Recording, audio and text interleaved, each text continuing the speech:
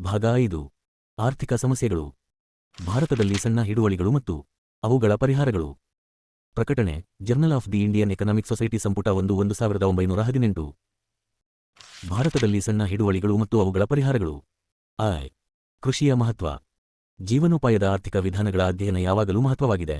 ಈ ವಿಧಾನಗಳು ಸಾಮಾನ್ಯವಾಗಿ ಉದ್ಯಮ ಅಥವಾ ಸೇವಾರೂಪದವುಗಳಾಗಿರುತ್ತವೆ. ಉದ್ಯಮಗಳಿಗೆ ನಾವು ಸೀಮಿತವಾದರೆ ಅವುಗಳನ್ನು ಪ್ರಧಾನ ಮತ್ತು ಅಧೀನವೆಂದು ವಿಭಜಿಸಬಹುದು. ಪ್ರಧಾನ ಕೈಗಾರಿಕೆಗಳು ಭೂಮಿಯಿಂದ, ಮಣ್ಣಿನಿಂದ ಮತ್ತು ನೀರಿನಿಂದ ಉಪಯುಕ್ತ ವಸ್ತುಗಳನ್ನು ಹೊರತೆಗೆಯುವಂತಹವು. ಬೇಟೆಯಾಡುವುದು, ಮೀನು ಹಿಡಿಯುವುದು, ಪ್ರಾಣಿಗಳನ್ನು ಸಾಕುವುದು, ಮರಕಡಿಯುವುದು, ಗಣಿ ತೋಡುವುದು ಇಂತಹ ಕೆಲಸಗಳಿಂದ ಕೂಡಿರುವುವು. ಸಹಜವಾಗಿ ದೊರೆಯುವ ಪದಾರ್ಥಗಳನ್ನು ಹೊರತೆಗೆಯುವ ಅಥವಾ ಪಡೆಯುವ ಈ ಉದ್ದಿಮೆಗಳು ಎರಡು ವಿಧದಲ್ಲಿ ಮೂಲಭೂತವಾಗಿವೆ. ಒಂದು, ಅವು ಭೌತಿಕ ಪ್ರಪಂಚದಿಂದ ಮಾನವನ ಜೀವಿತಕ್ಕೆ ಮೂಲ ಸಂಪನ್ಮೂಲಗಳನ್ನೊದಗಿಸುವ ಉಪಯುಕ್ತ ವಸ್ತುಗಳನ್ನು ಹೊರತೆಗೆಯುತ್ತವೆ. 2, ಅವು ಅಧೀನವಾದ ಅಥವಾ ಸರಕುಗಳನ್ನು ಉತ್ತರಿಸುವ ಉದ್ದಿಮೆಗಳಿಗೆ ಕಚ್ಚಾ ವಸ್ತುಗಳನ್ನು ಒದಗಿಸುತ್ತವೆ. ಏಕೆಂದರೆ ಫ್ರಾಂಕ್ಲಿನ್ ಅವರ ಮಾತಿನಲ್ಲಿ ಹೇಳಬೇಕಾದರೆ, ಸಿದ್ಧಪಡಿಸಿದ ವಸ್ತುಗಳು ಕೇವಲ ರೂಪಾಂತರಗೊಂಡ ವಸ್ತುಗಳು. ರಾಷ್ಟ್ರೀಯ ದೃಷ್ಟಿಯಿಂದಲೂ ಸಹ ಪ್ರಧಾನ ಉದ್ಯಮಗಳ ಮಹತ್ವ ಪ್ರಶ್ನಾತೀತ. ಅವು ಎಷ್ಟೇ ಮಹತ್ವದವಾಗಿದ್ದರೂ ಕೂಡ ಕೃಷಿ ಅಥವಾ ಒಕ್ಕಲುತನ ಅವೆಲ್ಲವುಗಳಿಗಿಂತ ಪ್ರಮುಖವಾದುದು. ಎಲ್ಲ ಉದ್ಯಮಗಳಲ್ಲಿ ಅವು ಪ್ರಾಥಮಿಕವೇ ಆಗಿರಲಿ ಇಲ್ಲದಿರಲಿ, ಕೃಷಿ ಅತ್ಯಂತ ಪ್ರಾಚೀನವಾದದ್ದು ಮತ್ತು ಶಾಶ್ವತವಾದದ್ದು. ಅದು ಆಹಾರದ ಉತ್ಪಾದನೆಗೆ ಸಂಬಂಧಿಸಿರುವುದರಿಂದ ಅದರ ಸಮಸ್ಯೆಗಳತ್ತ ನಮ್ಮ ಗಂಭೀರ ಆಲೋಚನೆಗಳನ್ನು ಸೆಳೆಯಲು ಯೋಗ್ಯವಾಗಿದೆ. ಭಾರತದಂತಹ ದೇಶವು ಸಂಪೂರ್ಣವಾಗಿ ಕೃಷಿಯನ್ನೇ ಅವಲಂಬಿಸಿರುವುದರಿಂದ ಅದರ ಮಹತ್ವವನ್ನು ಉತ್ತೇಜಿಸುವ ಅವಶ್ಯವಿಲ್ಲ. ಏನನ್ನು ಉತ್ಪಾದಿಸಬೇಕು, ಉತ್ಪಾದನೆಯ ಅಂಶಗಳ ಸರಿಯಾದ ಪ್ರಮಾಣ, ಹಿಡುವಳಿಯ ಗಾತ್ರ, ಭೂ ಹಿಡುವಳಿಯ ಹಕ್ಕು ಮುಂತಾದವುಗಳು ಕೃಷಿ ಉತ್ಪಾದನೆಯ ಬಗ್ಗೆ ನೇರವಾಗಿ ವ್ಯವಹರಿಸುವ ಕೃಷಿ ಅರ್ಥನೀತಿ ಎದುರಿಸಬೇಕಾದ ಸಮಸ್ಯೆಗಳಾಗಿವೆ. ಹಿಡುವಳಿಗಳ ಗಾತ್ರವು ಕೃಷಿ ಉತ್ಪಾದಕತೆಯ ಮೇಲೆ ಪರಿಣಾಮ ಬೀರುವುದರಿಂದ ಈ ಪ್ರಬಂಧದಲ್ಲಿ ಹಿಡುವಳಿಗಳ ಗಾತ್ರದ ಸಮಸ್ಯೆಯನ್ನು ಮಾತ್ರ ಪರಿಶೀಲಿಸುವ ಪ್ರಯತ್ನ ಮಾಡಲಾಗಿದೆ. 514 ಬಾಬಾಸಾಹೇಬ್ ಅಂಬೇಡ್ಕರ್ ಅವರ ಬರೆಹಗಳು ಭಾಷಣಗಳು ಸಂಪುಟ -1. 2. ಭಾರತದಲ್ಲಿ ಸಣ್ಣ ಹಿಡುವಳಿಗಳು. ಕೆಲವು ದೇಶಗಳಲ್ಲಿ ಅಧಿಕವಾಗಿ ಸಣ್ಣ ಹಿಡುವಳಿಗಳು ಮಾತ್ರವಿದ್ದರೆ, ಇತರ ದೇಶಗಳಲ್ಲಿ ದೊಡ್ಡ ಹಿಡುವಳಿಗಳಿರುತ್ತವೆ. ಆಡಮ್ ಸ್ಮಿತ್ ಅವರ ಪ್ರಕಾರ ಸೈನಿಕ ಜೀವನದ ವ್ಯವಸ್ಥೆಯ ಒತ್ತಡದಿಂದಾಗಿ ಆಚರಣೆಯಲ್ಲಿ ಬಂದ ಆಸ್ತಿಗೆ ಕೇವಲ ಹಿರಿಯ ಮಗನ ಹಕ್ಕಿನ ನಿಯಮ, ಜ್ಯೇಷ್ಠಾಧಿಕಾರದಿಂದಾಗಿ ದೊಡ್ಡ ಹಿಡುವಳಿಗಳ ನಿರ್ಮಾಣ ಮತ್ತು ಉಳಿವಿಗೆ ದಾರಿಯಾಗಿದೆ. ಅದೇ ರೀತಿ ಒಂದು ರಾಷ್ಟ್ರದ ಶಾಂತಿಯುತ ಜೀವನದಿಂದಾಗಿ ಆಸ್ತಿಯಲ್ಲಿ ಎಲ್ಲರಿಗೂ ಸಮಪಾಲಿನ ಆಧಾರದಲ್ಲಿ ಭೂಮಿಯ ವಿಭಜನೆ ಉಪವಿಭಜನೆಗಳಿಂದಾಗಿ ಸಣ್ಣ ಹಿಡುವಳಿಗಳು ನಿರ್ಮಾಣವಾಗಿವೆ. ಅವರೇ ಹೇಳುವಂತೆ, ಚಿರವಸ್ತುಗಳನ್ನು ಪರಿಗಣಿಸಿದಂತೆ ಭೂಮಿಯನ್ನು ಜೀವನ ಮತ್ತು ಅನುಭೋಗದ ಏಕೈಕ ಸಾಧನವೆಂದು ಪರಿಗಣಿಸಲಾದಾಗ, ಉತ್ತರಾಧಿಕಾರದ ಸ್ವಾಭಾವಿಕ ನಿಯಮದಂತೆ ಅದನ್ನು ಕುಟುಂಬದ ಎಲ್ಲ ಮಕ್ಕಳಲ್ಲಿ ವಿಭಜಿಸಲಾಗುವುದು. ಈ ಎಲ್ಲ ಮಕ್ಕಳ ಜೀವನ ಮತ್ತು ಉಪಭೋಗ ತಂದೆಗೆ ಸಮಾನ ರೀತಿಯಲ್ಲಿ ಪ್ರಿಯವಾಗಿರುವುದರಿಂದ ಚಿಕ್ಕ ಹಿಡುವಳಿಗಳು ಹೆಚ್ಚುತ್ತಾ ಹೋಗುತ್ತವೆ. ಆದರೆ ಭೂಮಿಯನ್ನು ಕೇವಲ ಜೀವನೋಪಾಯದ ಸಾಧನವಾಗಿ ಅಲ್ಲದೆ ಅಧಿಕಾರ ಬಲ ಮತ್ತು ರಕ್ಷಣೆಯ ಸಾಧನವನ್ನಾಗಿ ಪರಿಗಣಿಸಿದಾಗ ಅದು ಅವಿಭಾಜಿತವಾಗಿ ಒಬ್ಬನಿಗೆ ಹಸ್ತಾಂತರವಾಗುವುದು ಶ್ರೇಷ್ಠವೆನಿಸಿತು. ಆಗಿನ ಅರಾಜಕ ಮತ್ತು ಅವ್ಯವಸ್ಥೆಯ ಕಾಲದಲ್ಲಿ ಭೂಮಿಯ ವಿಭಜನೆ ಎಂದರೆ ಅದರ ವಿನಾಶವೇ ಆಗಿತ್ತಲ್ಲದೆ ಅದರ ಪ್ರತಿಯೊಂದು ಭಾಗವನ್ನು ನೆರೆಹೊರೆಯವರ ವಿರೋಧ ಮತ್ತು ಕಬಳಿಕೆಗೆ ಒಡ್ಡಿದಂತೆಯೇ ಆಗಿತ್ತು. ಆದ್ದರಿಂದ ಭೂ ಆಸ್ತಿಯ ಉತ್ತರಾಧಿಕಾರದ ಹಕ್ಕಿನ ಜ್ಯೇಷ್ಠಾಧಿಕಾರ ನಿಯಮ ಜಾರಿಗೆ ಬಂದಿತು. ಇದರಿಂದ ದೊಡ್ಡ ಹಿಡುವಳಿಗಳ ರಕ್ಷಣೆಗೆ ಅನುವಾಯಿತು. 1. ಇದರಿಂದಾಗಿ ಇಂಗ್ಲೆಂಡ್ ದೊಡ್ಡ ಹಿಡುವಳಿಗಳ ದೇಶವಾಗಿದೆ. ಕ್ರಾಂತಿ ತರುವಾಯದ ಫ್ರಾನ್ಸ್ ಸಣ್ಣ ಹಿಡುವಳಿಗಳ ದೇಶವಾಗಿದೆ. ಇದೇ ರೀತಿ ಹಾಲೆಂಡ್ ಮತ್ತು ಡೆನ್ಮಾರ್ಕ್ ಕೂಡ. ಭಾರತದತ್ತ ಹೊರಳಿದಾಗ 1896 ರಿಂದ 97 ಮತ್ತು 1900 ರಿಂದ 1ರ ಕಾಲದಲ್ಲಿ ಪ್ರತ್ಯೇಕವಾಗಿ ಮತ್ತು ನೇರವಾಗಿ ಹೊಂದಿದ ಹಿಡುವಳಿಗಳ ಗಾತ್ರದ ವಿವರ ಹೀಗಿದೆ. ಹಿಡುವಳಿಗಳ ಸರಾಸರಿ ಕ್ಷೇತ್ರ ಎಕರೆಗಳಲ್ಲಿ. ವರ್ಷಗಳು: ಅಸ್ಸಾಂ, ಮುಂಬಯಿ 1896 ರಿಂದ 97 2.22. ಮಧ್ಯರಾತ್ರಿ 12 ಗಂಟೆ 7 ನಿಮಿಷ. ಮಧ್ಯರಾತ್ರಿ 2 ಗಂಟೆ 9 ನಿಮಿಷ. 23.9. 1. Weld of Nations. ಆರ್ಥಿಕ ಸಮಸ್ಯೆಗಳು. 2. 515. ಇತ್ತೀಚೆಗೆ ಬರೋಡಾ ಸಂಸ್ಥಾನದಿಂದ ಹೆಚ್ಚು ಸೀಮಿತವಾದರೂ ಅತ್ಯಂತ ನಿಖರವಾಗಿ ದೊರೆತ ಅಂಕಿಅಂಶಗಳಿವು. ಈ ರಾಜ್ಯದ ಭೂ ಹಿಡುವಳಿಯ ಅಂಕಿಅಂಶಗಳನ್ನು ಬಿಘಾಗಳಲ್ಲಿ ಈ ಕೆಳಗಿನ ತಸ್ತೆಯಲ್ಲಿ ಕೊಡಲಾಗಿದೆ. ಜಿಲ್ಲೆಯ ಒಟ್ಟು ಕೃಷಿ. ಹೆಸರು. ಅದನ್ನು ಖಾತೆದಾರರ ಖಾತೆದಾರ 25,13,982 5,89,687 ನೌಸಾರಿ 10,40 12,92,671 1721426662 318 649 171010 22/0. 8 ಬೀಘಾಗಳು. ಸಮ 5 ಎಕರೆಗಳು. ಎಸ್ ಮಾನ್ ಮತ್ತು ಅವರ ಸಹೋದ್ಯೋಗಿಗಳು ನಡೆಸಿದ ಇನ್ನೊಂದು ಸಮೀಕ್ಷೆಯಿಂದ ಪಣೆಯ ಹತ್ತಿರದ ಪಿಂಪಲಾಸೌದ ಗ್ರಾಮದ ಸಣ್ಣ ಹಿಡುವಳಿಗಳ ಬಗ್ಗೆ ಹೆಚ್ಚು ನಿಖರವಾದ ಸಂಗತಿ ತಿಳಿಯುತ್ತದೆ. ಆ ಗ್ರಾಮದ ಹಿಡುವಳಿಯ ಗಾತ್ರವನ್ನು ಈ ಕೆಳಗಿನ ತಸ್ತೆಯಲ್ಲಿ ಕೊಡಲಾಗಿದೆ. ಈ ಪಟ್ಟಿಯಲ್ಲಿ ಸಾಧಾರಣ ಆಕಾರದ ಮಾಡೆಲ್ ಹಿಡುವಳಿ 1 ಮತ್ತು 2 ಎಕರೆಗಳ ನಡುವೆ ಇದೆ. 1 ಮೋಡ್ ಎಂದರೆ ಅನೇಕ ನಿದರ್ಶನಗಳಲ್ಲಿ ಪದೇ ಪದೇ ಸಂಭವಿಸುವ ಸಂಖ್ಯಾತ್ಮಕ ಸರಾಸರಿ. ಹಿಡುವಳಿಗಳ ಸರಾಸರಿ ಗಾತ್ರ ಮುಂಬಯಿ ಪ್ರಾಂತ್ಯದಲ್ಲಿ 25.9 ಎಕರೆಗಳಿಂದ ಪಿಂಪಲಾಸೌದಾಗರದಲ್ಲಿ 1 ಅಥವಾ 2 ಎಕರೆಗಳಿಗೆ ವ್ಯತ್ಯಾಸವಾಗುವುದು ಈ ತಕೆಗಳಿಂದ ವ್ಯಕ್ತವಾಗುತ್ತದೆ. ಕ್ಷೀಣಿಸುತ್ತಿರುವ ಹಿಡುವಳಿಗಳ ಗಾತ್ರ ಭಾರತದ ಕೃಷಿಗೆ ಅತ್ಯಂತ ಹಾನಿಕರವೆಂದು ಹೇಳಲಾಗಿದೆ. ಸಣ್ಣ ಹಿಡುವಳಿಗಳ ಅನೇಕ ಅನಿಷ್ಟಗಳಿವೆ ಎಂಬುದು ನಿಸ್ಸಂಶಯ. ಈ ಚಿಕ್ಕ ಹಿಡುವಳಿಗಳು ಅಚ್ಚುಕಟ್ಟಾಗಿದ್ದರೆ ಅಥವಾ ಒಂದುಗೂಡಿದವುಗಳಾಗಿದ್ದರೆ ಈ ಅನಿಷ್ಟಗಳು ಎಷ್ಟೋ ಕಡಿಮೆಯಾಗುತ್ತಿದ್ದವು. ದುರದೃಷ್ಟವೆಂದರೆ ಅವು ಹಾಗಿಲ್ಲ. ಒಬ್ಬ ರೈತನ ಹಿಡುವಳಿಗಳು ಕಂದಾಯದ ದೃಷ್ಟಿಯಿಂದ ಒಂದುಗೂಡಿದವುಗಳಾಗಿದ್ದರೂ ಉಳುವ ದೃಷ್ಟಿಯಿಂದ ಗ್ರಾಮದ ಎಲ್ಲೆಡೆ ಚದುರಿ ಹೋದ ಸಣ್ಣ ತುಂಡುಗಳಿಂದ ಕೂಡಿದ್ದು ಅವುಗಳ ನಡುವೆ ಇತರರಿಗೆ ಸೇರಿದ ಭೂಮಿಗಳು ಇರುತ್ತವೆ. ಅವು ಎಷ್ಟರ ಮಟ್ಟಿಗೆ ಚದುರಿ ಹೋಗಿವೆ ಎಂಬುದನ್ನು ಒಂದು ನಕಾಶೆಯ ಸಹಾಯದಿಂದ ಮಾತ್ರ ಚಿತ್ರಿಸಲು ಸಾಧ್ಯ. ಇಲ್ಲಿ ನಕಾಶೆಯನ್ನು ಕೊಡಲು 2 ಬರೋಡಾ ಸಂಸ್ಥಾನದಲ್ಲಿ ಸಣ್ಣ ಮತ್ತು ಚದುರಿದ ಹಿಡುವಳಿಗಳನ್ನು ಕ್ರೋಢೀಕರಿಸುವುದಕ್ಕಾಗಿ ಶಿಫಾರಸು ಮಾಡಲು 1917 ರಲ್ಲಿ ನೇಮಕಗೊಂಡ ಸಮಿತಿಯ ವರದಿ. ಇನ್ನು ಮುಂದೆ ಇದನ್ನು ಆರ್, ಬಿ, ಸಿ ಎಂದು ಉಲ್ಲೇಖಿಸಲಾಗುವುದು. 3. ಅದೇ ಪುಟ 3. 516. 20 ಎಕರೆ 10 ರಿಂದ 5 ಗಳಿಗಿಂತ 20 ಎಕರೆ. ಆರ್ಥಿಕ ಸಮಸ್ಯೆಗಳು. 517. ಸಾಧ್ಯವಿಲ್ಲದಿರುವುದರಿಂದ ನಾವು ಒಂದು ಹಿಡುವಳಿಯಲ್ಲಿ ಎಷ್ಟು ಪ್ರತ್ಯೇಕ ತುಂಡುಗಳಿವೆ ಎಂದು ತಿಳಿದುಕೊಳ್ಳುವುದರಲ್ಲಿಯೇ ತೃಪ್ತಿಯಾಗಬೇಕು. ಪ್ರತಿಯೊಂದು ಹಿಡುವಳಿಯಲ್ಲಿರುವ ಕುಣುಕುಗಳ ಸಂಖ್ಯೆಯಿಂದ ಅವು ಅಷ್ಟರ ಮಟ್ಟಿಗೆ ವಿಚ್ಛಿದ್ರವಾಗಿವೆ ಎಂಬುದು ತಿಳಿಯುವುದು. ಈ ಪ್ರಶ್ನೆಗೆ ಸಂಬಂಧಿಸಿದಂತೆ ಇಡೀ ಭಾರತದ ಅಂಕಿಸಂಖ್ಯೆಗಳು ಲಭ್ಯವಿಲ್ಲ. ಆದರೆ ಸನ್ಮಾನ್ಯ ಜಿ. ಎಫ್. ಕೀಂಟಿಜ್ ಅವರು 1916 ರಲ್ಲಿ ಸರ್ಕಾರಕ್ಕೆ ಸಲ್ಲಿಸಿದ ತಮ್ಮ ಟಿಪ್ಪಣಿಯಲ್ಲಿ ಮುಂಬೈ ಪ್ರಾಂತ್ಯದ ಎಲ್ಲಾ ಜಿಲ್ಲೆಗಳಿಂದ ವಿಶೇಷ ಅಂಕಿಸಂಖ್ಯೆಗಳನ್ನು ಸಂಗ್ರಹಿಸಿದ್ದಾರೆ. ಅವರ ಅಂಕಿಅಂಶಗಳನ್ನು ಈ ಕೆಳಗಿನ ತಖ್ಖೆಯಲ್ಲಿ ಅರ್ಥವಾಗುವ ರೀತಿಯಲ್ಲಿ ಜೋಡಿಸಲಾಗಿದೆ. 4. Land and labour in a Deccan village ಪುಟ 48. 5. ಈ ಅಮೂಲ್ಯ ಟಿಪ್ಪಣಿಯ ಪ್ರತಿಯನ್ನು ಒದಗಿಸಿದ್ದಕ್ಕಾಗಿ. ಆರ್ಥಿಕ ಸಮಸ್ಯೆಗಳು. ಇಂತಹ ಸಣ್ಣ ಮತ್ತು ಚದುರಿದ ಹಿಡುವಳಿಗಳು ನಮ್ಮ ದೇಶದ ಈ ಬೃಹತ್ ರಾಷ್ಟ್ರೀಯ ಉದ್ದಿಮೆಯ ವಿಷಯದಲ್ಲಿ ಕಳವಳಕ್ಕೆ ಕಾರಣವಾಗಿದೆ. ತುಲನಾತ್ಮಕ ಅಂಕಿಸಂಖ್ಯೆಗಳು ಭಾರತದ ಆರ್ಥಿಕ ಜೀವನದ ಬಗ್ಗೆ ಈ 2 ಗಮನಾರ್ಹ ಮತ್ತು ಅಷ್ಟೇ ದುಃಖದಾಯಕ ಅಂಶಗಳನ್ನು ಹೊರಹಾಕುವ ಮೂಲಕ ಈ ಕಳವಳವನ್ನು ಇನ್ನೂ ಹೆಚ್ಚಿಸುತ್ತವೆ. ವಿವರಣ ಸೂಚಿ. 1. ಇದು ಬಹುಮಟ್ಟಿಗೆ ಕೃಷಿ ಪ್ರಧಾನ ದೇಶ ಮತ್ತು 2. ಇದರ ಕೃಷಿ ಉತ್ಪಾದಕತೆ ಅತ್ಯಂತ ಕಡಿಮೆಯದಾಗಿದೆ. ಡಾ. ಬಾಬಾಸಾಹೇಬ್ ಅಂಬೇಡ್ಕರ್ ಅವರ ಬರೆಹಗಳು ಭಾಷಣಗಳು ಸಂಪುಟ -1. ಮಾರಾಟವು ಹೆಚ್ಚು ಉಪಯುಕ್ತವೆನಿಸಬಹುದು, ಏಕೆಂದರೆ ಇದರನ್ವಯ ಸರ್ವೆ ನಂಬರುಗಳ ಹರಾಜು ನಡೆದ. ಆರ್ಥಿಕ ಸಮಸ್ಯೆಗಳು. ಈ 2 ಸತ್ಯಸಂಗತಿಗಳು ನೋವನ್ನುಂಟು ಮಾಡುವಂತಹವುಗಳಾಗಿದ್ದು ಈ ಕನಿಷ್ಠ ಉತ್ಪಾದಕತೆಯ ಕಾರಣಗಳನ್ನು ಕುರಿತು ಅನೇಕರನ್ನು ಚಿಂತಿಸುವಂತೆ ಮಾಡಿದೆ. ಇದರ ಪರಿಣಾಮವಾಗಿ ಕೃಷಿ ಹಿಡುವಳಿಗಳ ಅತಿ ಹೆಚ್ಚು ವಿಭಾಗಗಳು, ಉಪವಿಭಾಗಗಳು ಮತ್ತು ವಿಚ್ಛೇದ್ರತೆಯ ಬಗ್ಗೆ ಗಮನವನ್ನು ಕೇಂದ್ರೀಕರಿಸಲಾಗಿದೆ. ಹಿಡುವಳಿಗಳ ವಿಸ್ತರಣ ಮತ್ತು ಕ್ರೋಢೀಕರಣದ ಮೂಲಕ ಕೃಷಿ ಉತ್ಪಾದಕತೆಯನ್ನು ಹೆಚ್ಚಿಸಬಹುದೆಂಬ ದೃಢ ವಿಶ್ವಾಸವನ್ನು ವಾದ ಮಾಡಲಾಗುತ್ತಿದೆ. ಕ್ರೋಢೀಕರಣ. ಹಿಡುವಳಿಗಳ ಕ್ರೋಢೀಕರಣ ಕಾರ್ಯರೂಪದ ಸಮಸ್ಯೆಯಾಗಿದ್ದರೆ ಅವುಗಳ ವಿಸ್ತರಣೆ ಸೈದ್ಧಾಂತಿಕದ್ದಾಗಿದ್ದು ಅವುಗಳ ಗಾತ್ರದ ನಿರ್ಣಾಯಕ ತತ್ವಗಳ ಚರ್ಚೆ ಅವಶ್ಯವೆನಿಸಿದೆ. ವಿಸ್ತರಣೆಯ ಸೈದ್ಧಾಂತಿಕ ಪ್ರಶ್ನೆಯ ಪರಿಶೀಲನೆಯನ್ನು ಮುಂದಕ್ಕೆ ಹಾಕಿ ಕ್ರೋಢೀಕರಣದ ಸಮಸ್ಯೆಯನ್ನು ಕೈಗೆತ್ತಿಕೊಂಡರೆ ಅದು ಕೆಳಗಿನ 2 ಸಮಸ್ಯೆಗಳನ್ನು ಸ್ಪಷ್ಟಪಡಿಸುತ್ತಿದೆ. 1. ಈಗ ಅಸ್ತಿತ್ವದಲ್ಲಿರುವ ಸಣ್ಣ ಮತ್ತು ಚದುರಿ ಹೋಗಿರುವ ಹಿಡುವಳಿಗಳನ್ನು ಹೇಗೆ ಒಂದುಗೂಡಿಸುವುದು ಮತ್ತು 2. ಒಮ್ಮೆ ಒಂದುಗೂಡಿಸಿದ ನಂತರ ಅವುಗಳನ್ನು ಅದೇ ಗಾತ್ರದಲ್ಲಿ ಮುಂದುವರಿಯುವಂತೆ ಮಾಡುವ ಬಗೆ ಹೇಗೆ. ಈ ಪ್ರಶ್ನೆಗಳನ್ನು ಒಂದೊಂದಾಗಿ ಪರಿಶೀಲಿಸೋಣ. ಭೂಮಿಯನ್ನು ಉಪವಿಭಾಗಗಳನ್ನಾಗಿ ವಿಭಜಿಸುವುದೆಂದರೆ ಭೂಮಿಯನ್ನು ತುಂಡರಿಸುವುದೆಂದು ಅರ್ಥವೇನಲ್ಲ. ಆದರೆ ದುರದೃಷ್ಟವೆಂದರೆ ಭೂಮಿಯನ್ನು ತುಂಡರಿಸುವುದೆಂದು ಅರ್ಥವೇನಲ್ಲ. ಆದರೆ ದುರದೃಷ್ಟದಿಂದ ಅದು ಹಾಗಾಗಿದೆ. ಪ್ರತಿಯೊಬ್ಬ ವಾರಸುದಾರನು ಸಾಧ್ಯವಾದ ಮಟ್ಟಿಗೆ ಮೃತರ ಒಂದು ಖಾತೆಯಡಿಯಲ್ಲಿ ಬರುವ ಇಡೀ ಭೂಮಿಯನ್ನು ಪಡೆದುಕೊಳ್ಳುವ ಬದಲು ಪ್ರತಿ ಸರ್ವೆ ನಂಬರ್ನಲ್ಲಿಯೂ ಪ್ರತ್ಯೇಕ ಪಾಲು ಪಡೆಯ ಬಯಸುತ್ತಾನೆ. ಎಂದರೆ ವಾರಸುದಾರನು ಭೂಮಿಯನ್ನು ಸರ್ವೆ ನಂಬರಿನ ಆಧಾರದ ಮೇಲೆ ಭಾಗ ಮಾಡಿಕೊಳ್ಳದೆ ಪ್ರತಿ ಸರ್ವೆ ನಂಬರಿನಲ್ಲಿಯೂ ಭಾಗ ಪಡೆದುಕೊಳ್ಳುವುದರ ಮೂಲಕ ಭೂಮಿಯ ವಿಚ್ಛಿದ್ರತೆಗೆ ಕಾರಣವಾಗುತ್ತಾರೆ. ಹೀಗೆ ವಿಚ್ಛಿದ್ರಗೊಳಿಸುವುದರಿಂದ ಪ್ರತಿಯೊಬ್ಬರಿಗೂ ಸಮಾನವಾಗಿ ಹಂಚಿಕೊಟ್ಟಂತಾಗುವುದಾದರೂ ಒಂದು ಕಾಲದಲ್ಲಿ ಯುರೋಪಿನಲ್ಲಿ ಸಂಭವಿಸಿದ್ದಂತೆ ಭಾರತದ ಕೃಷಿಯನ್ನು ಸಾಕಷ್ಟು ಅಸಮರ್ಥಗೊಳಿಸಿದೆ. ಶ್ರಮದ ಮತ್ತು ದನಗಳ ಶಕ್ತಿಯ ಹಾನಿ, ಅವಶ್ಯಕವಾಗಿ ಬೇಲಿ ಮತ್ತು ಬದುಕಿನ ನಿರ್ಮಾಣ ಮತ್ತು ಗೊಬ್ಬರದ ನಷ್ಟ ಇದರ ಪರಿಣಾಮ. ಇದರಿಂದ ಬೆಳೆಗಳ ರಕ್ಷಣೆ, ಬಾವಿಗಳನ್ನು ತೋಡುವುದು ಮತ್ತು ಶ್ರಮದ ಉಳಿತಾಯದ ಸಾಧನೆಗಳ ಬಳಕೆ ಅಸಾಧ್ಯವಾಗುವುದು. ಇದರಿಂದ ಸಾಗುವಳಿಯಲ್ಲಿ ಬದಲಾವಣೆಗಳನ್ನು ಮಾಡುವುದು, ರಸ್ತೆಗಳ, ನೀರಿನ ಕಾಲುವೆಗಳ ನಿರ್ಮಾಣ ಮುಂತಾದವು ಕಷ್ಟವಾಗುವುದಲ್ಲದೆ ಉತ್ಪಾದನೆಯ ವೆಚ್ಚವೂ ಹೆಚ್ಚುವುದು. ವಿಚ್ಛಿದ್ರತೆಯ ಈ ಅನಾನುಕೂಲತೆಗಳನ್ನು ಈ ಪಟ್ಟಿಗಳ ಮನರ್ವಿರಚನೆ ಅಥವಾ ಕ್ರೋಢೀಕರಣದ ಪ್ರಕ್ರಿಯೆಯ ಸಂಬಂಧದಲ್ಲಿ ನೆನಪಿಗೆ ತಂದುಕೊಳ್ಳಬೇಕಾಗುತ್ತದೆ. ಎಲ್ಲಾ ವಿಧಾನಗಳು ಅಷ್ಟೇ ಪರಿಣಾಮಕಾರಿಯಾದವುಗಳಲ್ಲವಾದರೂ ಪಟ್ಟಿಗಳ ಪುನರ್ವಿರಚನೆಯ ಅನೇಕ ವಿಧಾನಗಳಿವೆ. ಸ್ವಸಂತೋಷದಿಂದ ಅದಲು ಬದಲು ಮಾಡಿಕೊಳ್ಳುವ ವಿಧಾನ ಒಂದಾದರೂ ಅದನ್ನು ಅವಲಂಬಿಸುವುದು ಕಷ್ಟ. ಆದರೆ ಅನುಭವದಾರನ ಹಕ್ಕಿನ ನಿರ್ಬಂಧಿತ. ಡಾ. ಬಾಬಾಸಾಹೇಬ್ ಅಂಬೇಡ್ಕರ್ ಅವರ ಬರೆಹಗಳು ಭಾಷಣಗಳು ಸಂಪುಟ -1.